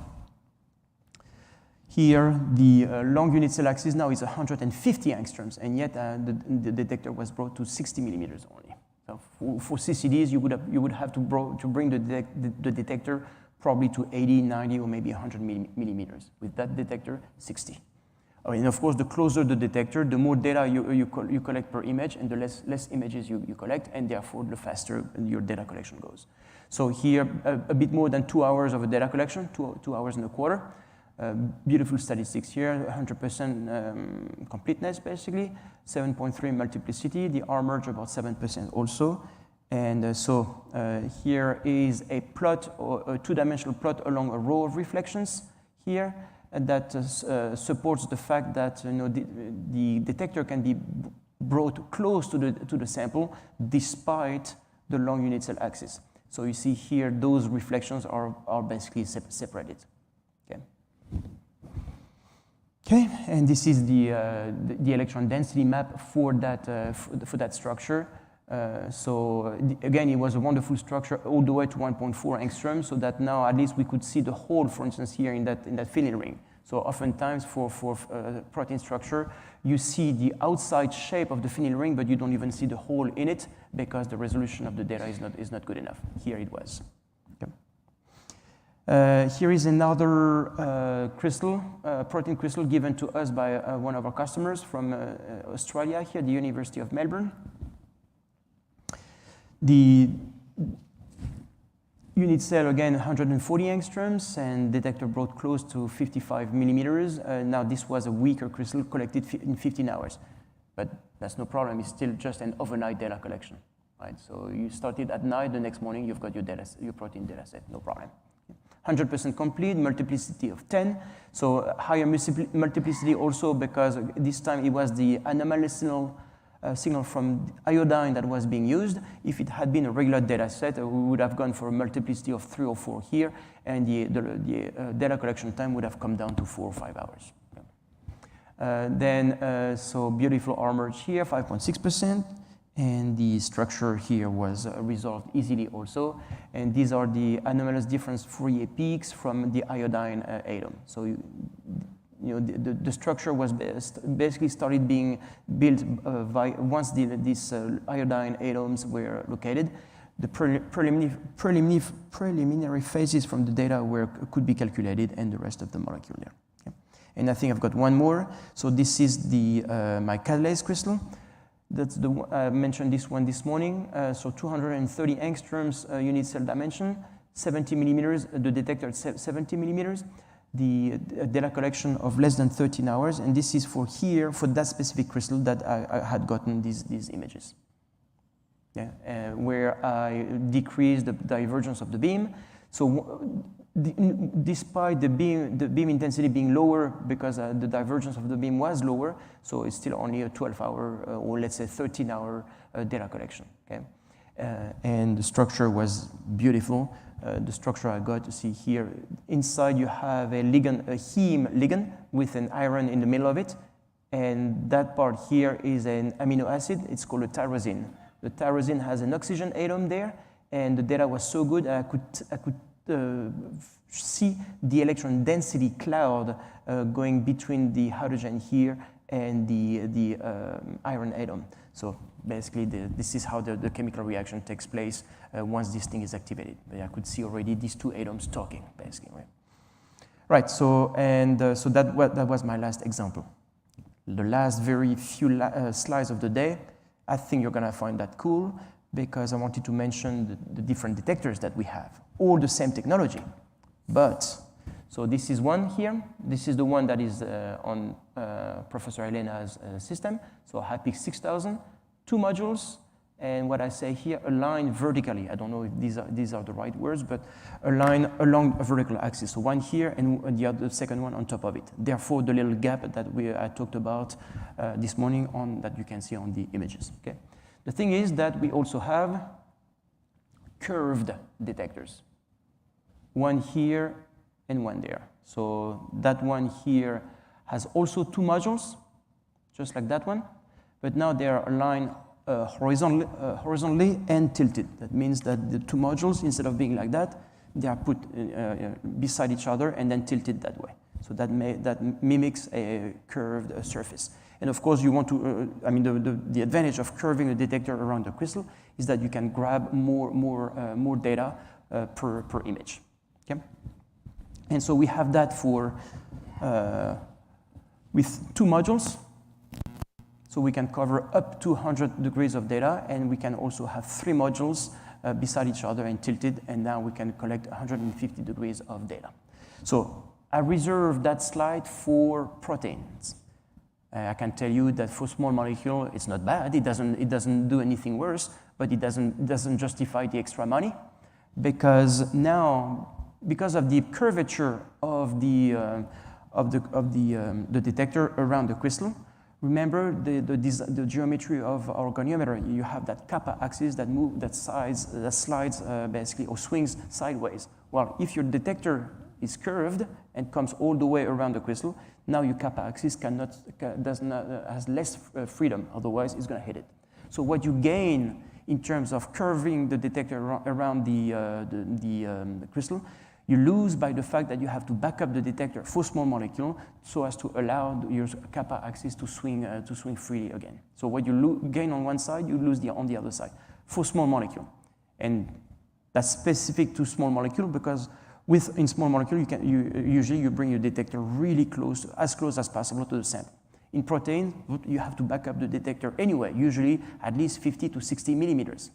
So you have your detector far away anyway, so your kappa axis will remain completely free to swing around, and then so now it becomes useful to have a curvature to your detector because you can grab more data per image. So that's why I reserved that slide to for proteins, and some of our protein users do use that. Okay, there's also less reflection distortion, because now the reflections that hit the edge of the detector are more likely to hit it face on instead of really straight on, instead of in an oblique way. So slightly better data. And last thing I'm going to talk about now is the Crystal Check S. And this is something that allows you to screen protein crystals directly in the plate that was used to crystallize them. Okay, so protein crystallographers have to set up so many different crystallization experiments whereby they slightly change the concentration of their protein, the salt that they put in there, the pH of the solution, and then they combine all that. So these plates usually have 96 little wells, so 12 per row and 6 rows, so 8 rows, 8 by 12, 96 different crystallization experiments that they can set up per plate. So now you have whole lots, I mean, some of your wells, some of your drops remain empty, didn't work, but many of them have lots of little crystals in them. So then you have to screen these crystals. Are they good enough crystals, or is it actually another chemical like a salt that I had in my protein in my crystallization drop that actually crystallized out? So it could be a crystal of the salt and not a crystal of your proteins. So you need to screen. So you have so many crystals to screen that it would take a long time to open up so that the plate here is sealed with a little plastic film. So it would take a long time to cut out a little piece of that film, then mount a crystal, go to the goniometer, screen the crystal, come back, do another one. So it would be obviously very time consuming. So we built up this tool so that you can mount the plate directly in front of the beam, and then the whole thing is motorized.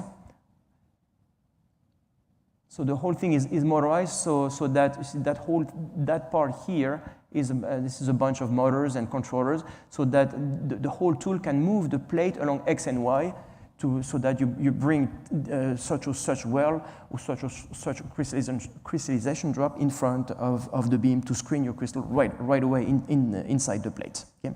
So crystallization plate holder easily mounted, and that's how it's mounted. So that's how you mount the plate full of protein crystals in front of the beam. So the tool here, the crystal check S, is that part here, right? And so where is that and that. So that metallic part here is just the grabber into which you slide the plate. Yeah. And from there, then you move the plate in X and Y from well to well. All right, so here is so X and Y motors to move the plate from one well to the other, like I said. So you have the same video as you do with crystals mounted on loops.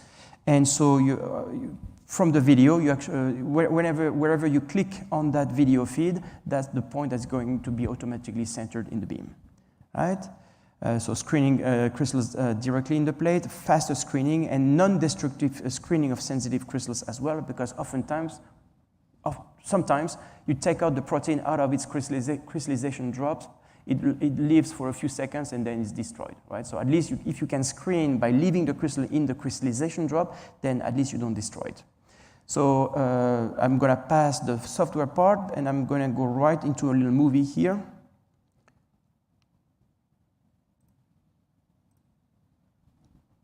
And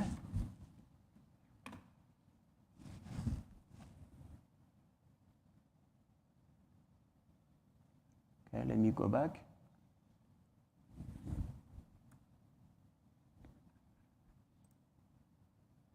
Yeah, there it is.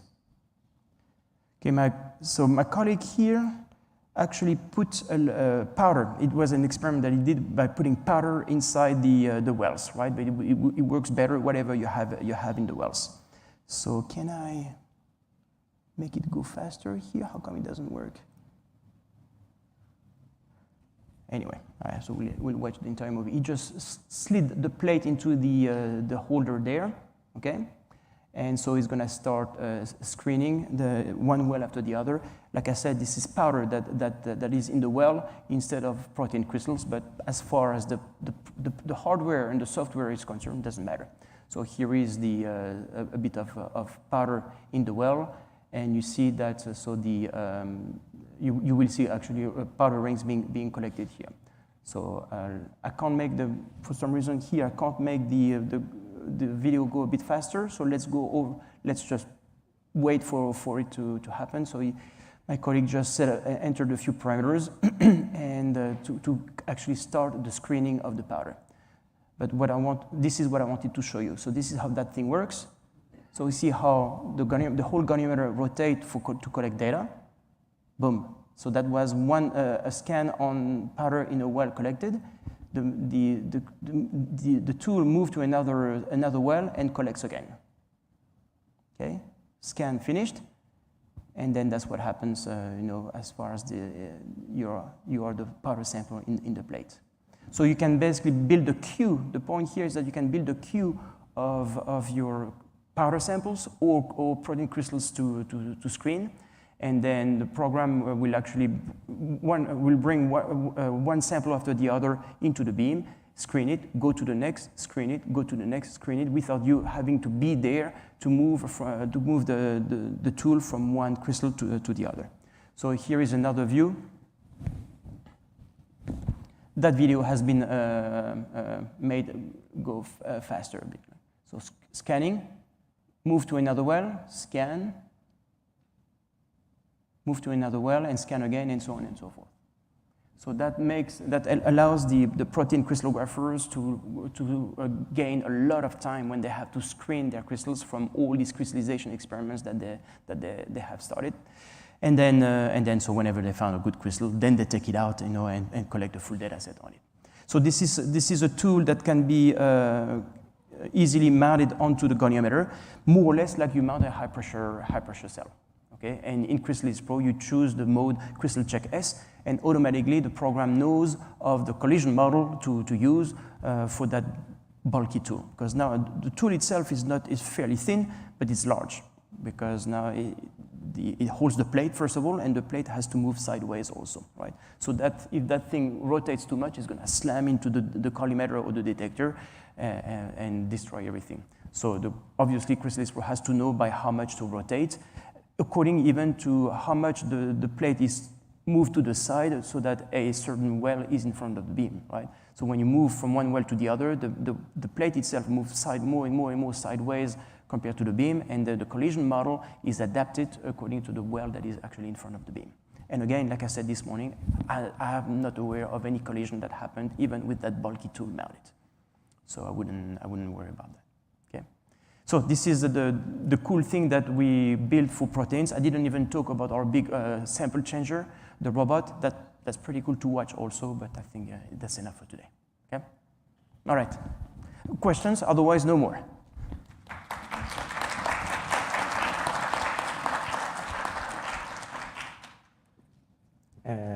Well, since I have the microphone, I will start with the questions.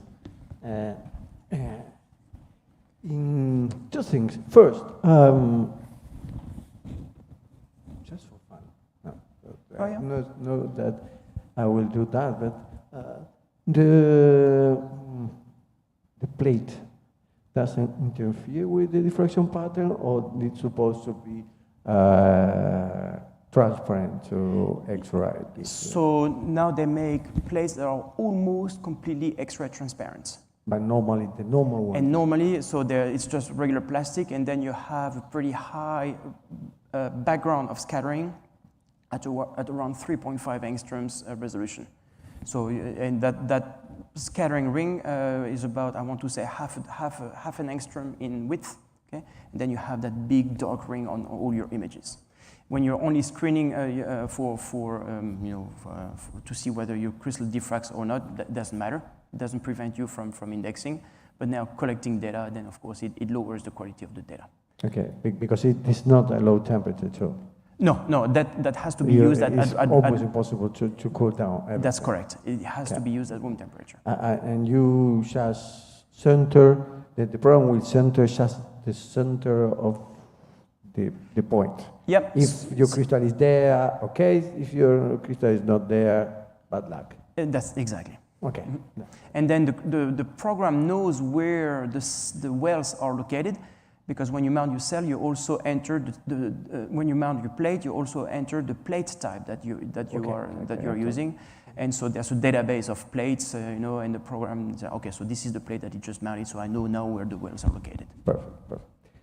The other thing that is just for scientific reasons is when you please go back to the curve detectors. Mm-hmm.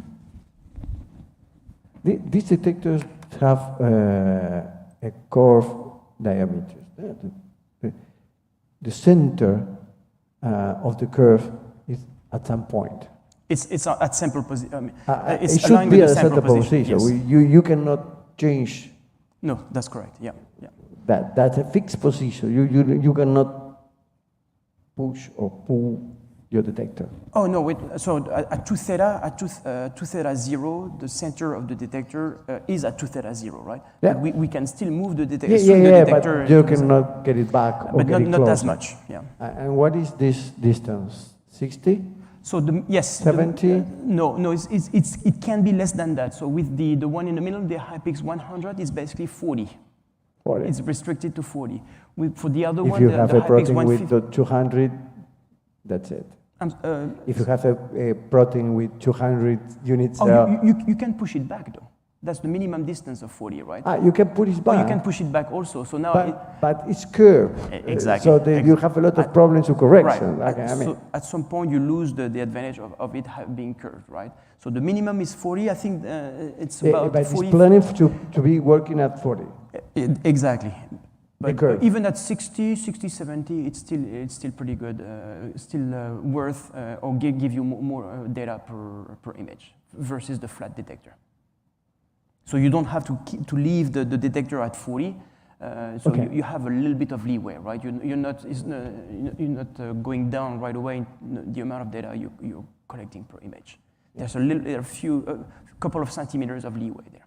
I will not do that, but protein people Yeah. always do strange things for me. And they always want to push the limit. I will not change that expensive things for that, but okay, maybe work. Yeah. Okay, there isn't any other question from protein? No? Okay, so let's thank Pierre again, Thank you. please.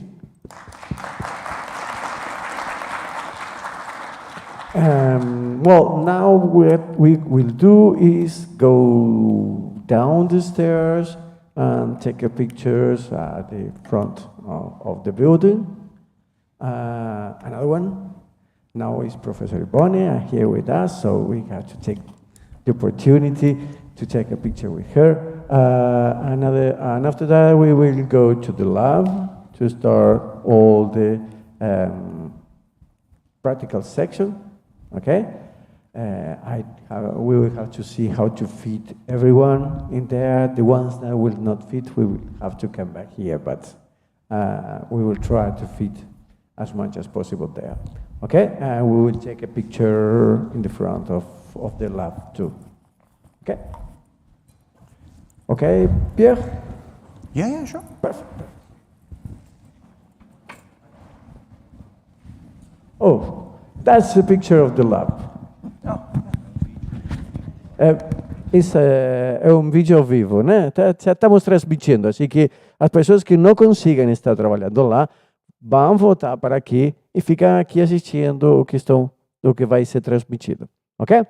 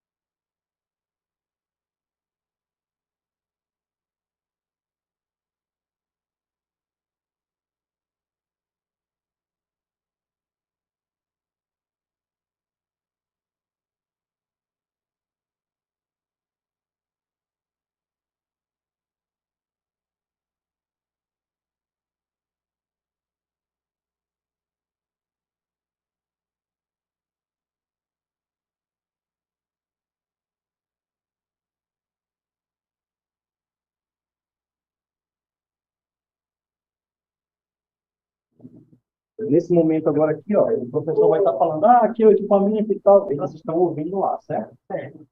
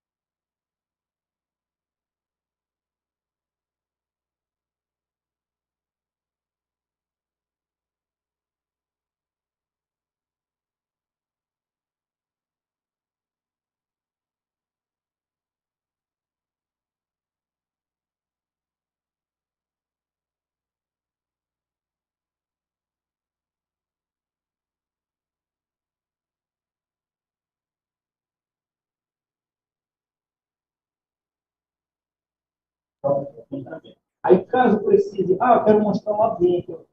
Pode.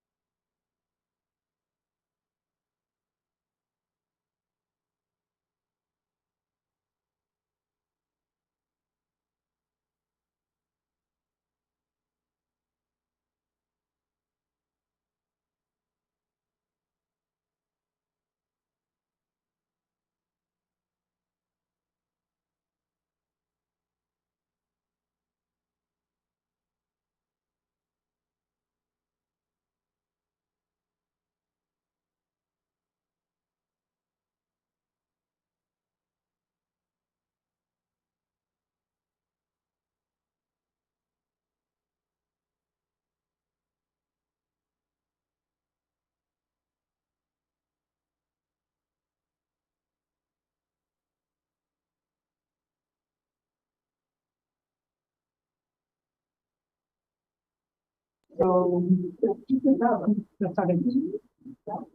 this don't fit right well.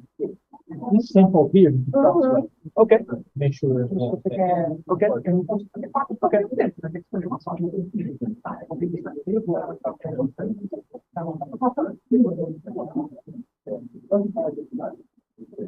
All right, so I'm ready to mount the sample that Joe mounted. Where there it is.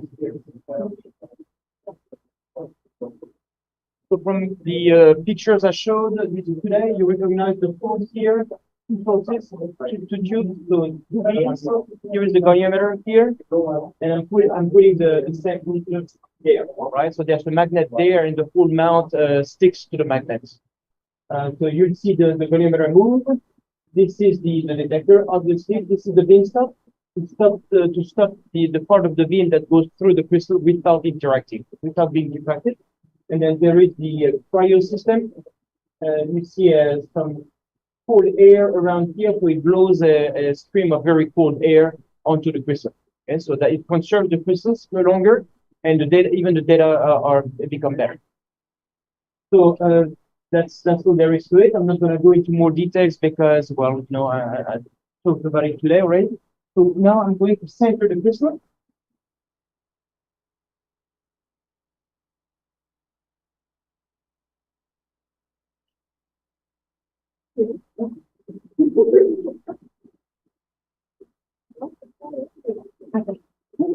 So now you saw how the goniometer moved. This is the kappa axis I was telling you about to collect powder data in different orientation. You see how the kappa axis now brought it to a horizontal position. This is because to fit the position of the camera up here. And then the detector backed up a little bit, so that now have more space to work around the crystal. Okay. So all I have to do is bring the crystal onto the crosshair. Yeah. We can't have both, huh? So I need to go back to the sorry, right, sure. I need to go back to the Cristalist Pro interface though. Okay.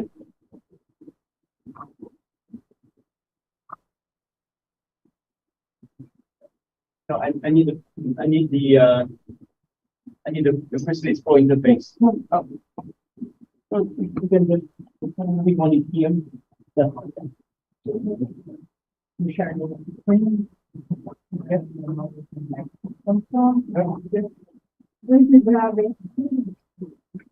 All right, so we see the video feed there, so the camera shows the loop, and you have the crystal at the tip of the loop, right? So now I need to center the crystal. I need to bring it to the crosshair there.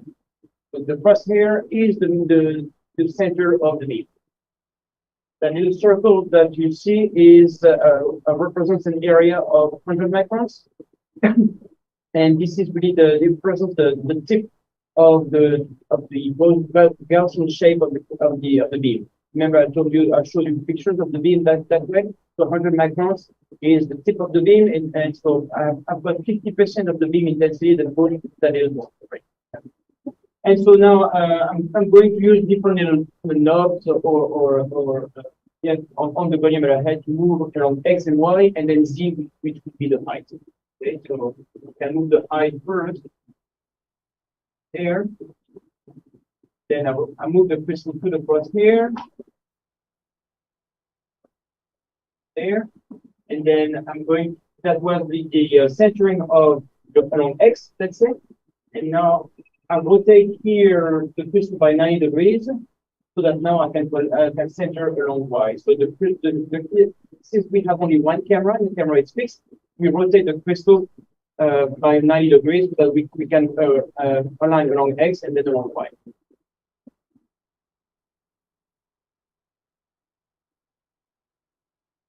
There, I can measure the height a little bit more.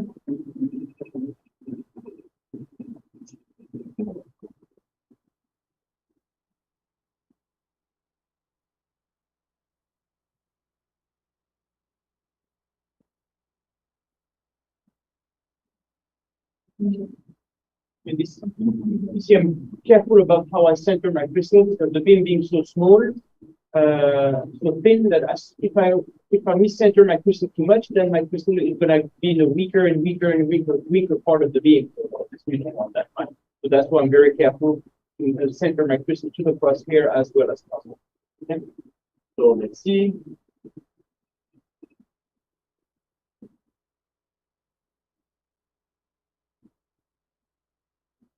It's bad.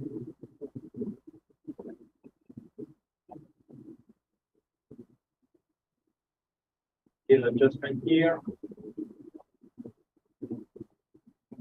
Okay. That's good enough. Can close everything here now. All right.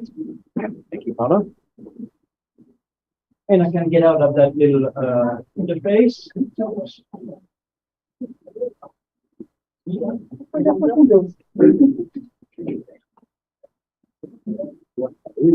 And now I'm going to screen the crystal first, see how it differs, see if it's good enough or not.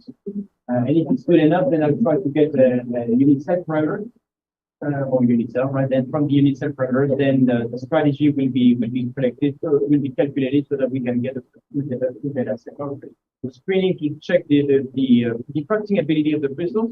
A better screening, which we call pre-experiment, so that we get the correct unit cell parameters, and then from there the strategy calculation. But it's a brand new question that someone wrote, so we have no idea how much it differs also. So I'm going to screen it first and see what and see how it differs. Is it yours? Yes. Oh.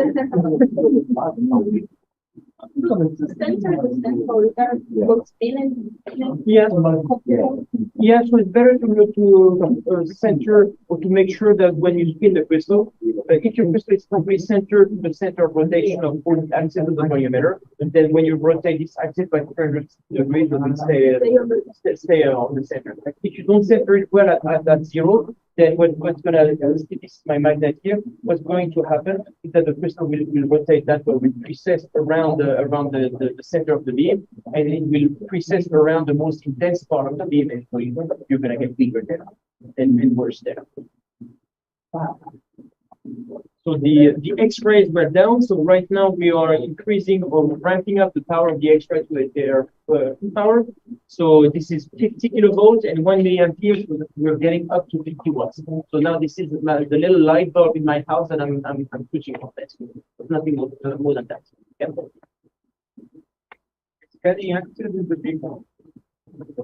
Yeah, so the big axis, omega, is always the vertical axis. It's the axis that rotates everything, the whole bunch.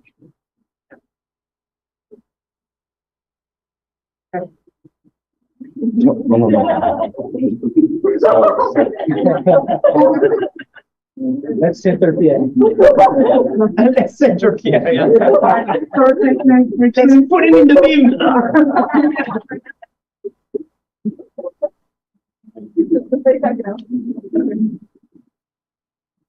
All right, we are now at 50 and now the shutter has opened, and now we've got lots and lots of reflections. So that tells me that it's diffracting well, but you see, or that this is a multi-crystal, like a twin also.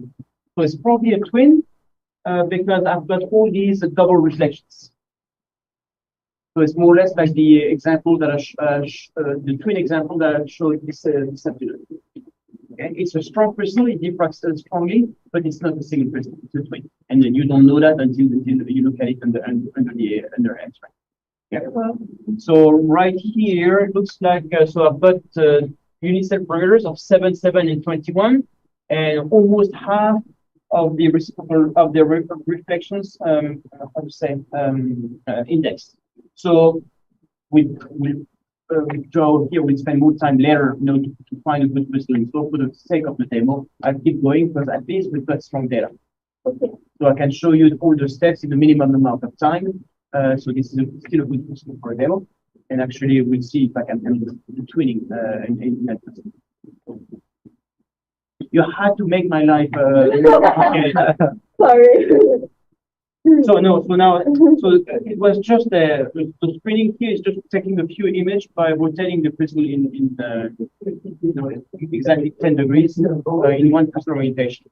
So now that we established that the crystal may not be a perfect one, but at least it diffracts well, I want to go to the next step, which is the pre-experiment. And now we're going to collect data in several crystal orientations.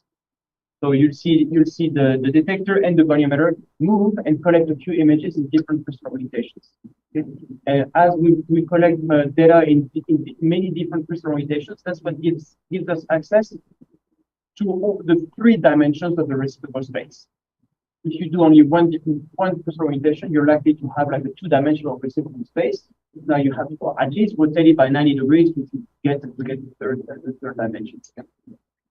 So that's what I'm going to do here, pre-experiment, and then we sit and watch. So the detector moved a little bit to the side, like maybe halfway, right? And this is to collect data that are up to about 1 angstrom in the resolution. We just saw the goniometer move to reach a different crystal orientation, and now we collect again in that crystal orientation. So we collected already 2 different crystal orientations. Now we go to a third crystal orientation to collect data again. Right. See what happens now? For the 4th crystal orientation, now the detector is also going all the way to the side of the beam. So now we are catching the higher resolution reflection all the way to 0.8 angstrom resolution.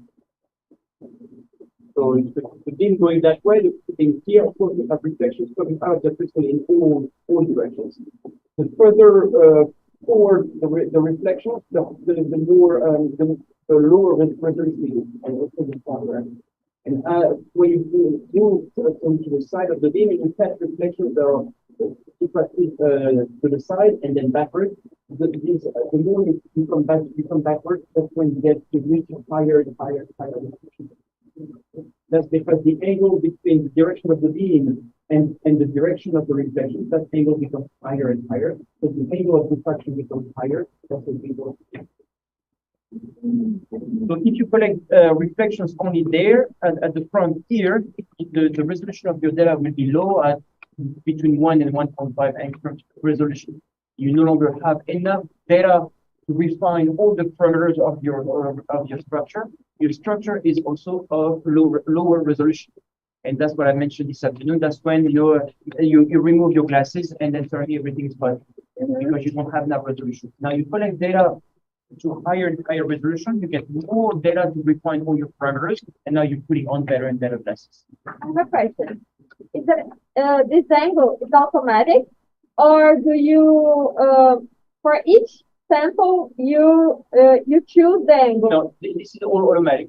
Oh, okay. So with these 2 detector positions that you saw, one where the detector was I don't know, probably about 35 or 40 degrees, and then the other detector position where it was here. These 2 are sufficient to cover the entire range. Okay. Okay. Now, if you needed more, then the program will take care of that anyway, right? But with 2, we have it. Okay. So you don't have to worry about that. Okay, so now I've got here. So while this was ongoing, an automatic indexing went on. Okay, and so I still have the same unit cell as the previous step I took. So it's 7, 7, or 7.8, 7.8, and 21.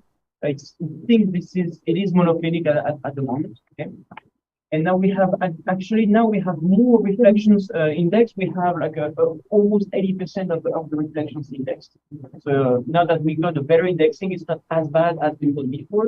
Before, when I did a quick screening, I only had 44% of the reflections indexed. Now it's gone up to 78%. So it's better. Right, it's better, but it's still not. It's still probably not a single person. It's still probably a twin. Okay. Okay. So nevertheless, what I can do is see if I can make things better. I go to the lattice wizard here. You know, this is where I do ping hunting, unit cell finding, and I look at the reciprocal space. So let's see here. See if I look at my the reciprocal space at the moment. So that's how things look like. Here are the reflections, and you want the reflections to coincide with what is called the lattice point, and you see that some of them are not on the lattice point. So these are the reflections that are not indexed. and therefore my success of indexing here goes down to 77.5% because of these few reflections. Let's see, like this one here is in the middle of nowhere. Which are the one did I see? That one here. So it's not on the crossing points, which are called the lattice points.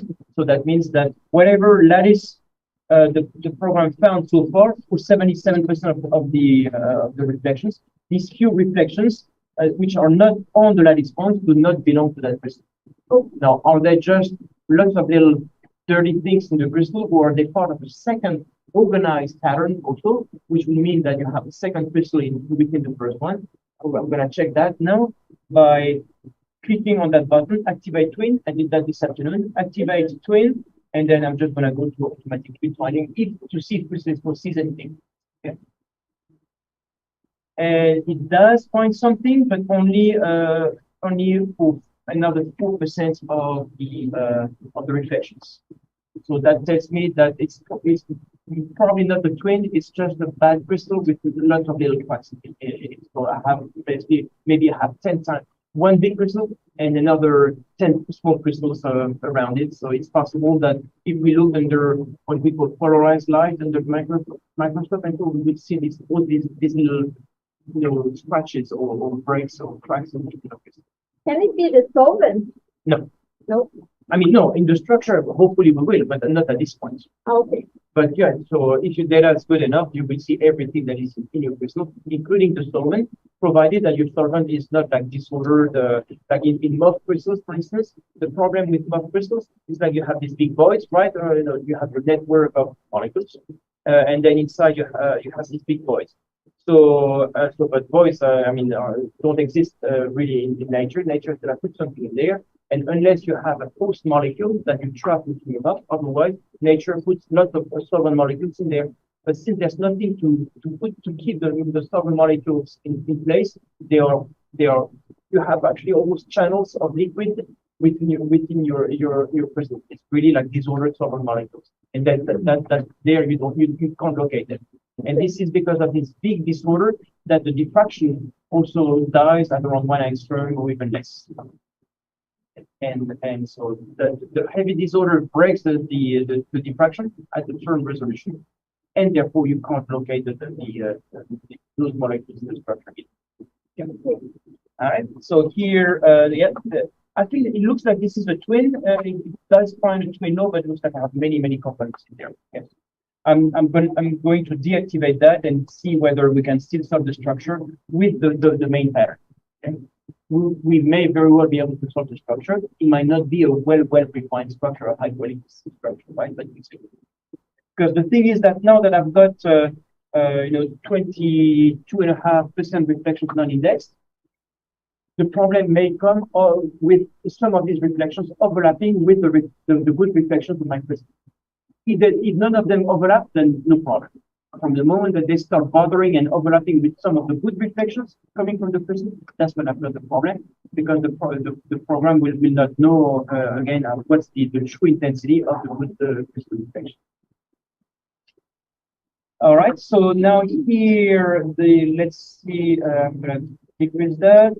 Calculate the strategy. So this is the strategy was calculated automatically according to the lattice of the unit cell. It tells me that in 23, instead of the exposure time here, automatically also, it tells me that within 23 minutes, the data collection should be finished. Okay? But most likely we get the structure before that. Okay? So let's see what we got. Point 2 and point 8 here, and then start named experiments. Do you have a name for that crystal at all? Or a can I say one? just me. What am I going to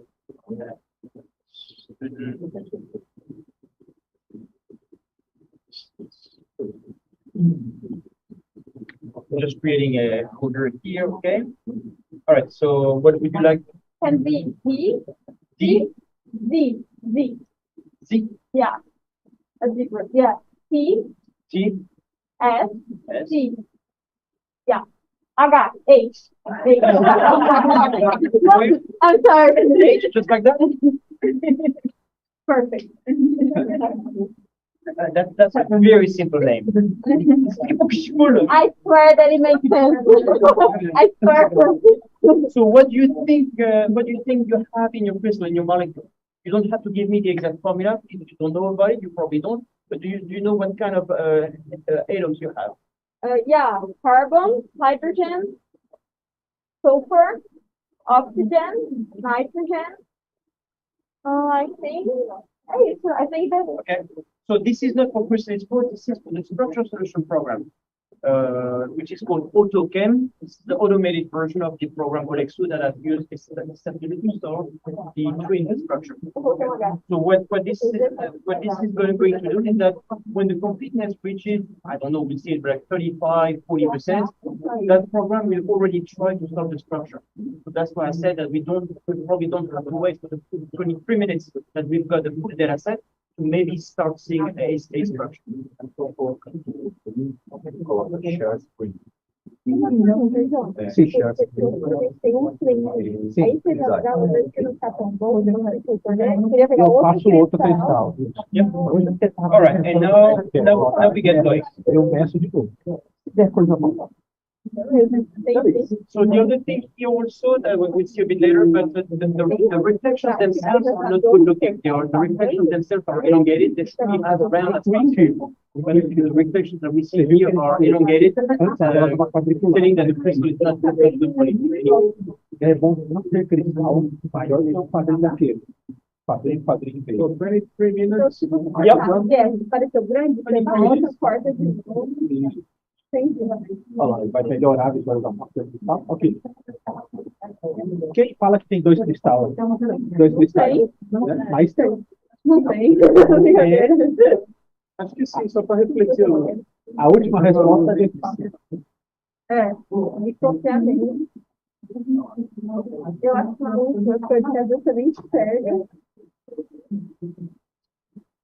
So I took pictures of the crystal. That's what is going to be used afterwards for scaling. To do what we call face indexing.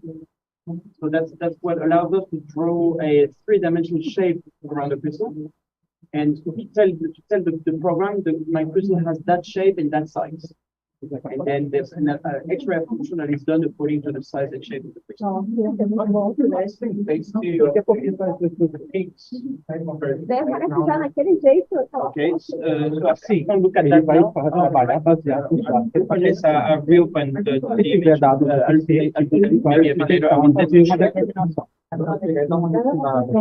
Isso, uma pré-refinada. Provavelmente, so we've already collected. Porque ele não sabe o que tem que falar. We've already collected, let's see here, we've already collected almost 15% of the data set.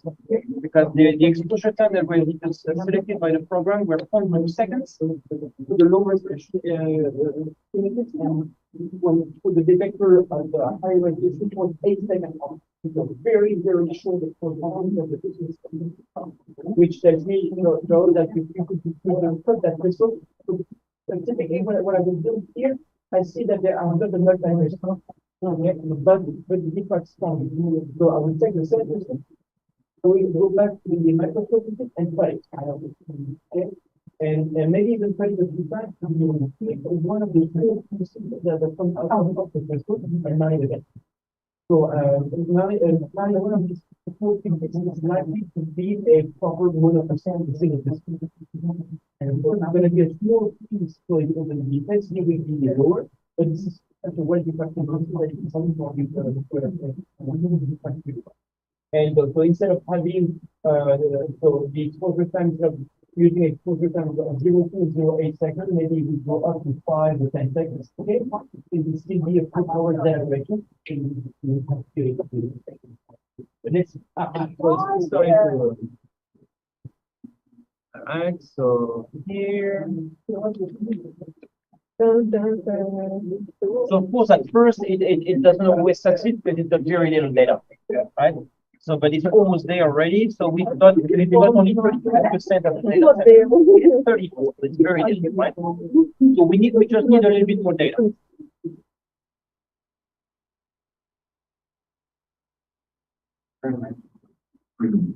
That's why the people started looking at the screen, right? And that's what some of the students knowing that if that happens to them once, then that's it. Until the end of their life, they're gonna be here staring at the screen, waiting for the structure to come out. Exactly. I mean, sorry. I'm here roughing the drops. Yeah. Exactly. With the method. Ladies and gentlemen, let's see the structure. All right, so if I look at the data quality, so I've got a really good armor here of 2% at the moment. So it's possible that the other diffraction patterns do not really bother the reflections coming from the good reflections coming from the crystal. So the R int is really good at the moment, right? 2% is extraordinary. There's no overlap. Exactly. There may not be any overlap or very few. Exactly, right. Yeah. Yeah. We don't have the structure yet, but it's coming. How much data do we have? We have now. We still are below 40%.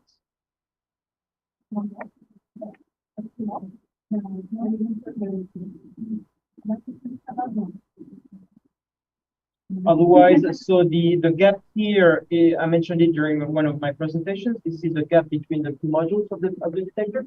Okay, so the detector is actually made of two detectors. Right? And actually, so the detector that is in that crystal mini over there, actually no, it's not that one, but because this one is older. But the detector we put now in the crystal mini is just that.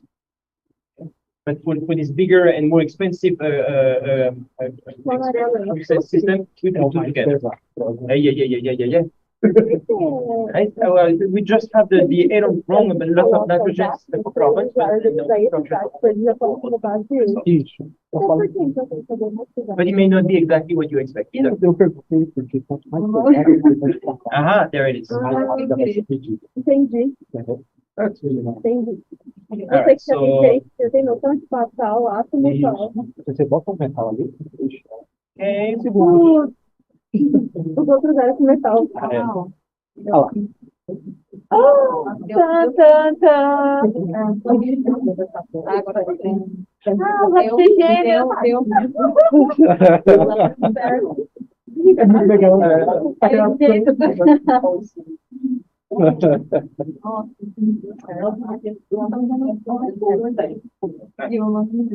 it's it looks on the structure now. So if I look at the structure, here, the structure that we have at the moment, it's a good one also, like below 6%, it's gonna keep going down. All right, so let's. What did you have on your? Take a picture, please.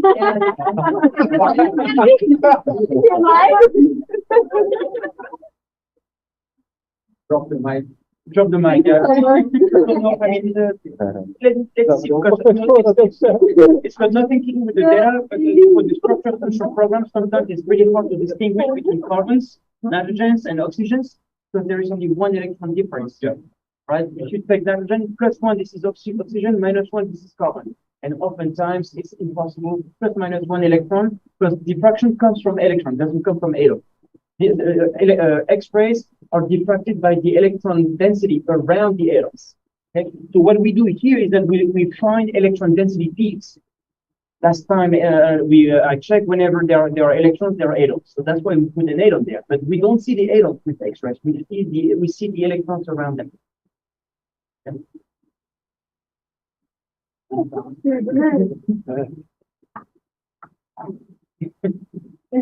Okay, so let's see here. Oxygen. Like that. Opinion, that's good. Here, that's good. Nitrogen. So, oh no, this is the correct structure. Yeah. This is what correct structure. This is what you expected. Yeah. But sometimes if it's something else, it's even more interesting, right? Yeah. No. So yeah, can you go to the share screen and choose the whole X? So we should share the whole screen. Whole screen, right? Oh. And then share this whole screen here, right? Okay, because people who are watching the YouTube just were seeing the Yeah. So precise. so now I will open all X for people, but we can see.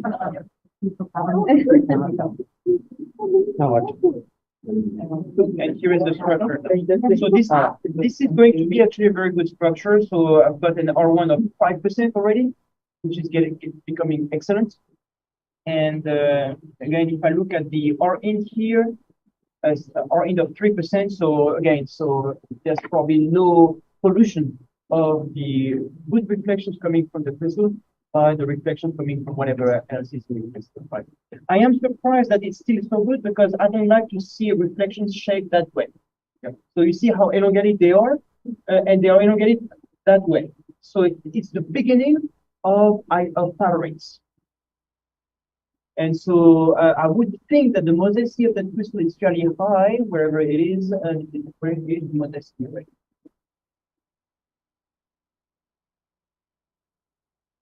I don't remember where crystal is puts the modesty values. Can you see how to recommend it here? Yeah. So there's one modesty, two. The modesty along two axes are almost 4 degrees. It's absolutely huge. Therefore, this elongated reflections.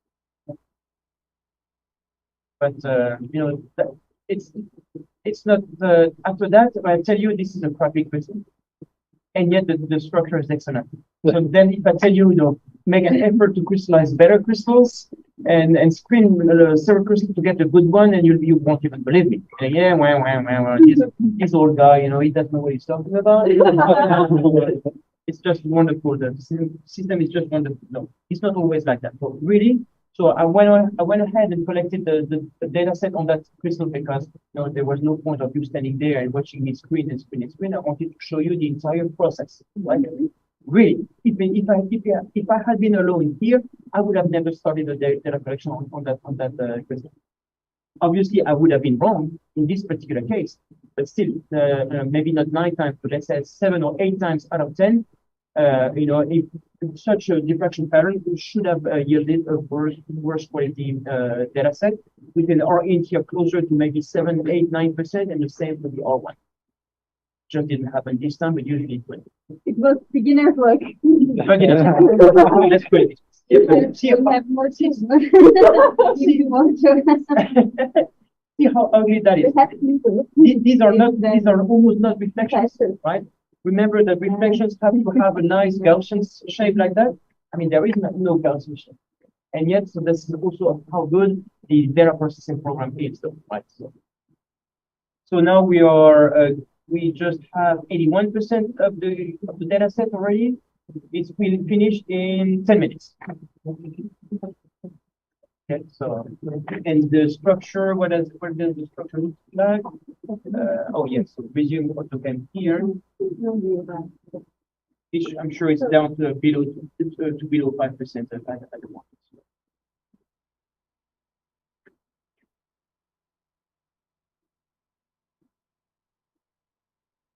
Questions so far?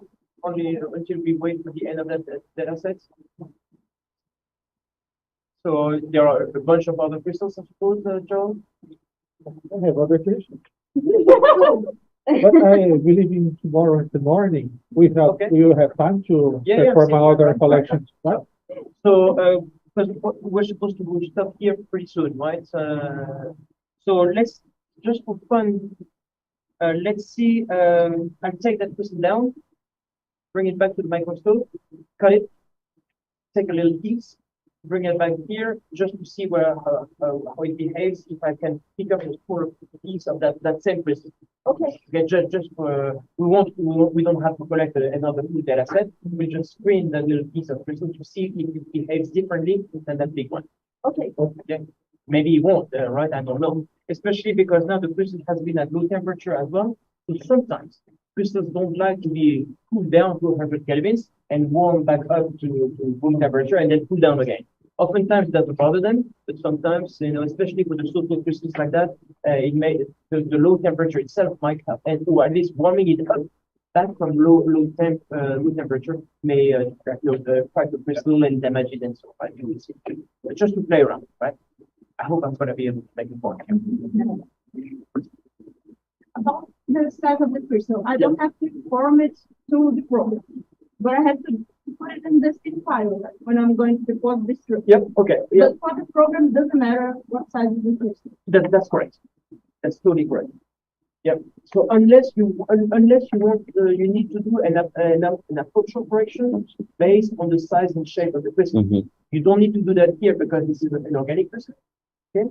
But for very absorbing crystals like minerals, inorganics, so you need to do two types of approach operation. The regular one that is called empirical is just use the measured intensities to correct for the little disturbances from X-ray absorption. And then you need to run a second type of absorption correction that is called numerical absorption correction. And that one is based on the size and its shape. Exactly. Absorb exactly. Right. And so then this is your job to draw the three-dimensional shape around the crystal. And actually, we can do that while we wait for the the end of the of that data set. So I will reopen that same data set in a second instance of Chrysalis Pro. And now the second instance of Chrysalis Pro is data processing only. Guess what? Obviously, I can't open twice Chrysalis Pro to control the machine. You don't want to control the machine programs. So typically, you would go. So this is the interface that gives me all the statistics from scaling. Okay. So the crystal movie here shows the picture that I took of the crystal before starting the data collection. Okay. And so I'm going to use these pictures now to draw a three-dimensional shape around the crystal. And to do that, I'm going to use these dotted lines. So these dotted lines are perpendicular lines to the faces that the program thinks are there. So basically, your crystal does not grow by fate, just randomly. It grows according to the unit cell parameters. So that's why if you have a molecule that itself is fairly elongated, it's likely to crystallize in a unit cell that has one long dimension, like an elongated box. And as a result of that, the crystal is likely to be an elongated crystal also, or even a needle. That's the habit of the crystal. Yes. Yeah. So because the crystals grows according to the unit cell parameters, the same way that we can index reflections, we can also index the faces of the crystal, the plane of the crystal, density, the faces. Okay, and that's how I'm going to use this dotted line. You see, they're just Miller indices like reflections. The -2, -1, 0, the -1, 0, 0, and so on and so forth. So to do that, I will go here with the left mouse, and I draw. See, my cursor now can jump from one line to the other, and I choose the line and slide down that line. Maybe this one. I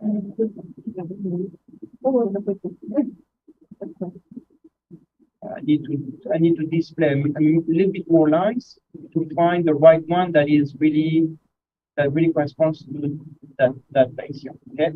So where I do that, I bring that line here, double click on it, and that was the -310 base.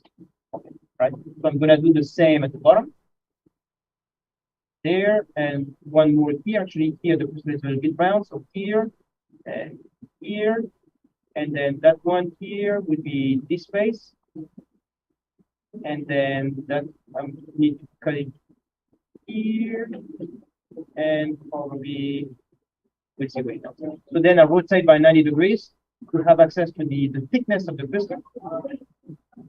And let's put it there. Not sure this is. Let me look at the other side to see better. There. One here.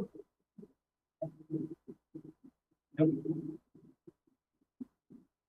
No, I have to use this one. That's the one. Yeah. All right, and this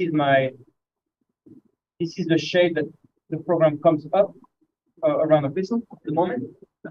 And so I can carve that shape a little bit more to make it more accurate. Here I need some more there. 5. Put it here. Yes, it's not too bad. I think I could spend more time. I can put it here.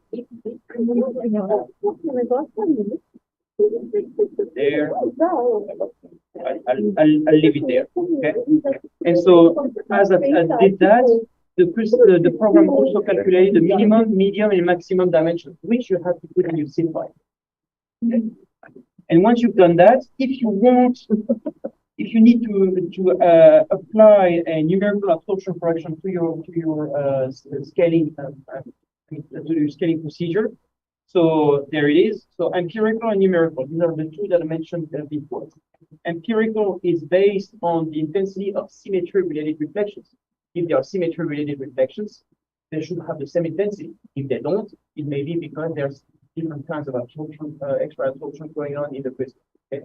So that's what this algorithm does. But for very absorbing crystals, like I said, minerals and so, you sometimes need to add a second type of absorption correction based on the size and shape of the crystal.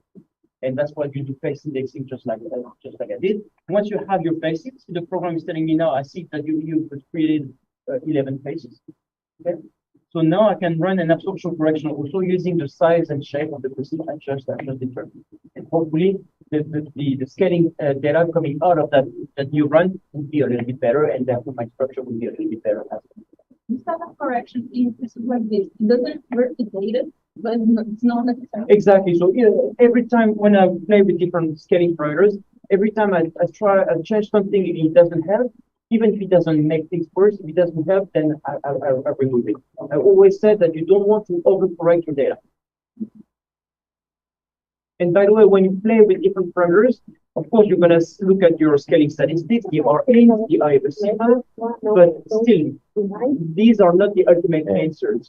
The ultimate answer is the quality of your structure. You could have slightly worse scaling statistics. But then, yet when you refine your structure with the new data, some things are better. Maybe you had a residual electron density E that was high and 2.5 electron ranks from Q, so you got into a good correction. You do that, you rescale, and then the RA is a bit worse. Still, refine your structure might actually make the structure itself better. And if it makes the structure better, then that's the answer. Even if your scaling statistics were a bit worse. Thank you, agree with that?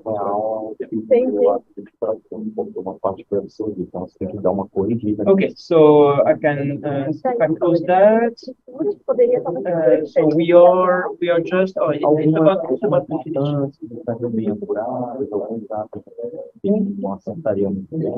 finish. So now this is a fairly flat molecule, so it's likely that the reflections have that shape because the molecules kind of crystallize on top of each other, but there are weak intermolecular interactions between them, and they kind of maybe are a little bit disordered in the sense that not disordered, but they tend to slide on top of each other a little bit, right? So as the unit cells pack on top of each other to create a crystal, these unit cells might not be packed exactly the same. They might be put like I said, or shifted a little bit that way, a little bit that way, and so on and so forth, because of the very shape of the molecule, right? And which would create these elongated reflections, elongated in one direction. I don't know, but it could be, right? Mm-hmm. All right. So now let me pick up that crystal. So anyway, so 5.14%, we have an R int of 4.3%. Usually I look at the some of the plots coming out of the of scaling. The IFSC here is really good, and we have super strong data up to 20 angstrom is pretty strong. So we have something, I don't know what went on here. Okay, so that plot is okay. If I look at the plot of the R int per frame, there are a few images here that I could remove from scaling. So on these few images, the R int is not good. I don't know what went on, but given the quality of the crystal, I'm not surprised that the integration of a few reflections on a few images was not good, yielding this very high R int for a few of these images. What you can do is cut the head of some of these outliers. So this is just like a handful of images and see if it improves the data. But the R8 is already 4.3%. So now, if I look at the structure itself,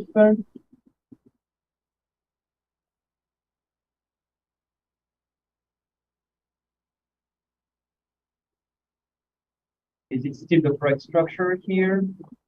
In terms of the hydrogens, there's supposed to be a hydrogen here, yeah, probably.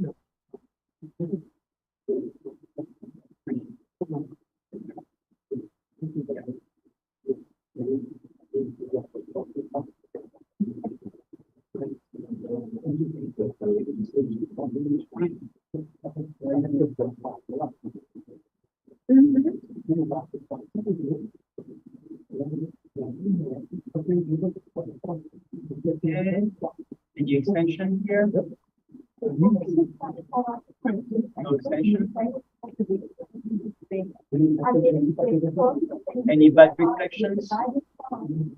A little bit maybe, but not maybe these three.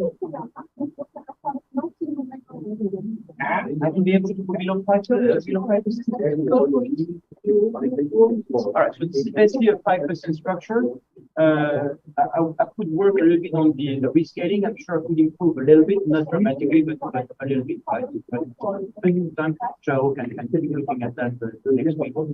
I just wanted to see if I could get better diffraction by cutting the data. Who wants to bet? All right, so let's see. I'm going to pick up the crystal.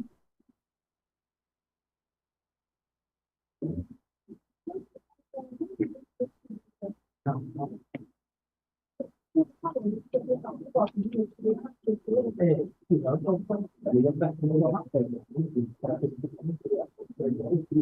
going to go back to the microscope.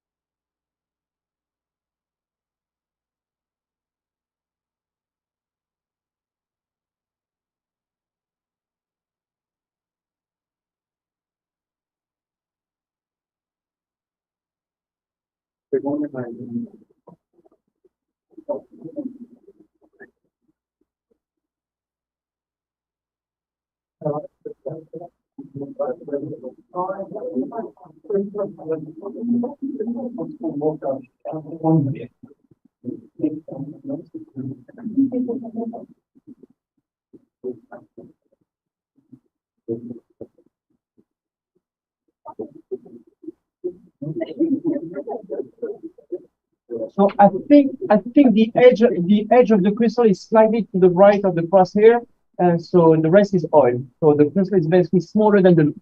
Yeah, I think.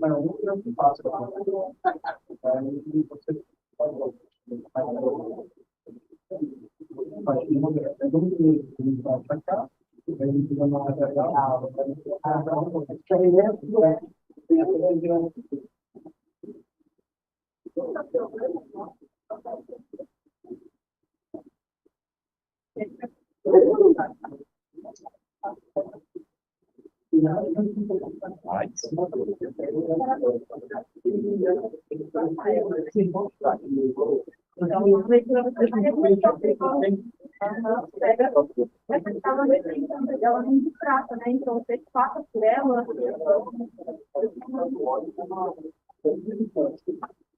Interesting.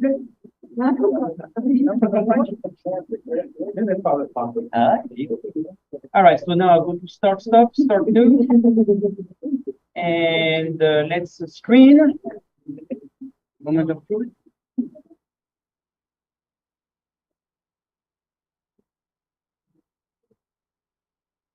Oh, very nice. See how the reflections are now more round and smaller and not elongated like before? The size of the crystal. It means that this crystal is better than the other one. Yes. Yes. And so that's why I always teach people to try to use small crystals. Okay. So the size and shape of your reflections are a convolution or an addition of the size and shape of the beam, which you can control, and the size and shape of your crystal that you can control. So that means that the larger the crystal, the larger the reflections anyway. So that's number one. And number two, think about it. The larger your crystal, that means that the longer you let it crystallize. And statistically, over time, defects are going to appear in your crystal. And lowering the quality of the crystal. So basically, defects can be really cracks and so on in your crystal, right? But also, after a while, the unit cells, for a while, they will pack up really nicely, and at some point, they will start packing up in a crooked way. So they will be tilted that way, they will be tilted that way, and so that will increase the modesty of your crystal, and therefore increase the size of the reflections. Small crystals always better. So here, what I said before about the shape of the elongated shape of the reflections is probably wrong. Because just the quality of the crystal. I thought that the elongated reflections might be due to the unit cells sliding on top of each other like that because of weak interactions between the finding molecules, but obviously that's not the case. It was just the quality of the crystal, which also was confirmed by the fact that I could only index 3/4 of my diffraction pattern. There was a full quarter that was coming from two right? So here I've got actually. So here it's probably not a proper single crystal either. So for the previous crystal, I had 44% of the reflections index to the level of screening. Now I've got 70%, 70. It's better, but it's still not 100%. But let's see what we get with the free experiment. when we collect data in a few different crystal mutations, because that's when before the first crystal, that's when the percentage of reflection index increased, because we could get a better index. Let's see if the same happens here, but at the very least, I'm happier with the size and shape of the reflections.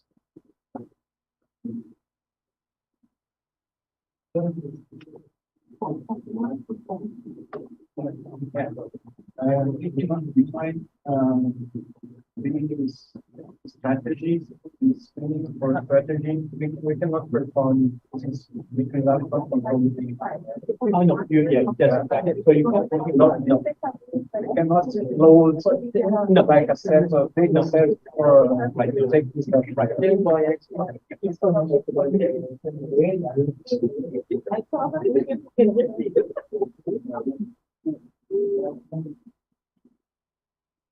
By the way, yeah, it is the same unit cell.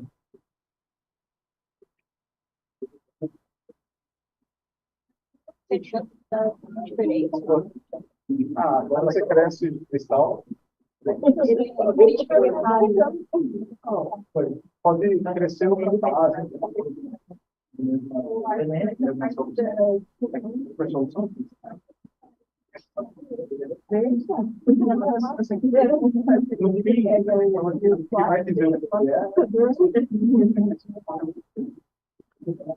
So it looks like despite the better looking reflections, I did not get the better indexing. I'm still having I'm still stuck at about 75% of the reflections index. Okay. Let's but maybe now I can find a twin.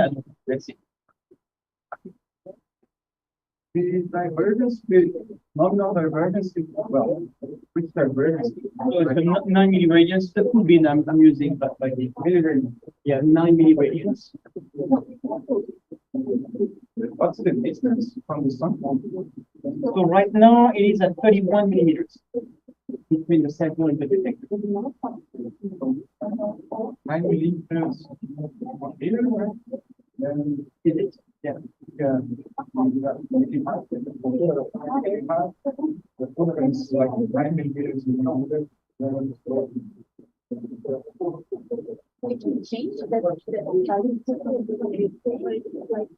Oh, no, you can. Yeah, you can. Not during the data collection. You have to decide on that before starting the data collection. What's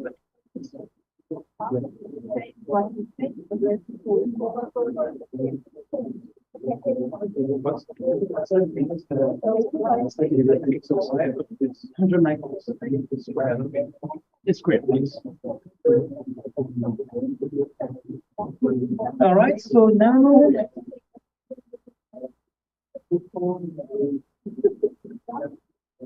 let's look at the lattice wizard.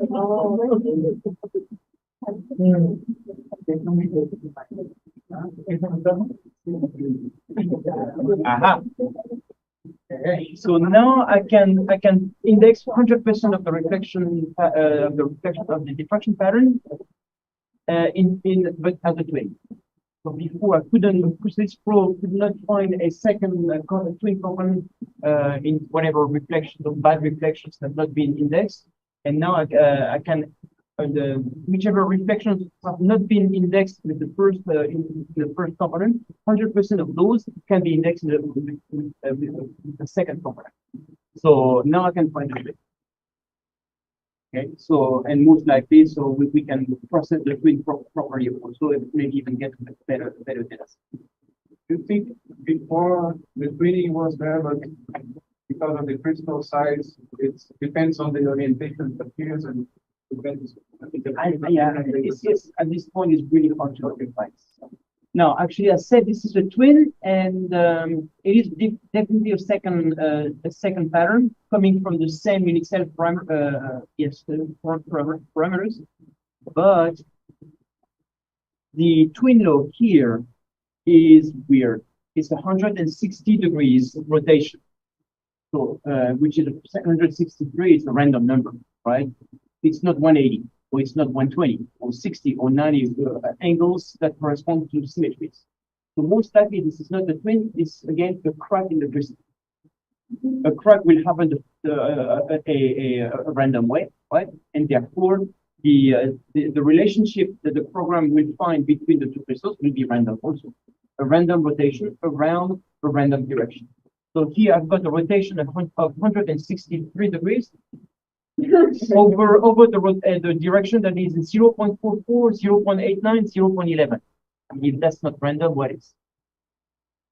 A proper twin. Twins always happen in an orderly way. It can usually be explained by a rotation of 180 degrees. Sometimes it's 120 also, but usually it's 180 degrees around oftentimes a direction that is like, for instance, the 001.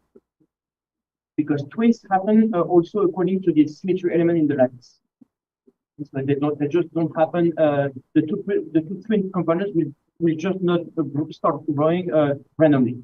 They have these relative orientations versus each other for a reason. Okay, and so because the twinning happens through a symmetry element, so usually you can the mathematical way of modeling that twin can usually be 180 degrees rotation along a certain direction.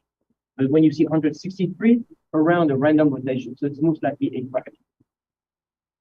So that it is what it is. So that means that your crystals tend to, I mean, as I would say, crystallization advances, something happens in your crystal to create a second crystal. Okay? And so it may be okay, but otherwise I will yet again melt a smaller crystal in order to catch a crystal that is a proper single crystal. And whatever happens during crystallizations, I catch a crystal before that thing happens. But still, we're going to collect a data set on that crystal, and we'll process the data as a twin, and we'll see which one is better.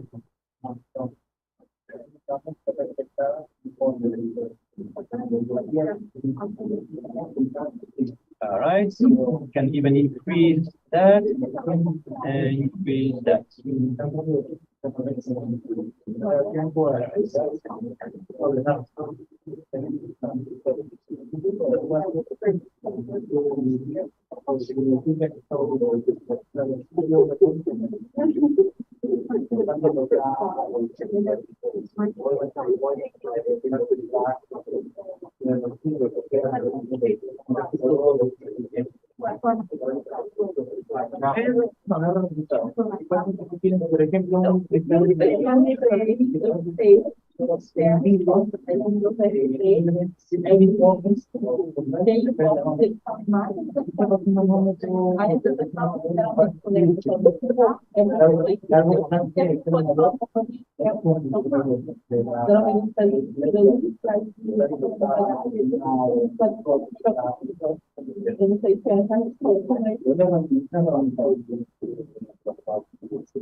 No, no.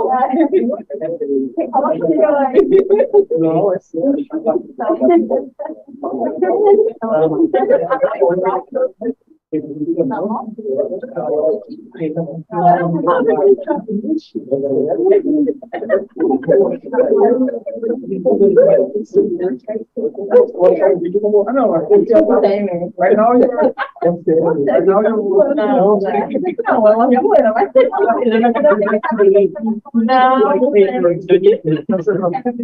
Better contrast, better color. All right, so this data collection will take a while because the crystal is smaller, so it's gonna finish tonight at almost 10:30. Right, so I increase the exposure time, increase the redundancy, and so we can look at the results tomorrow morning. Can I check the text too? So what did you want to do? I'm curious about the text too. I can generate data collection. What is the intensity that you expect? Strong peak per second. The one that we just created.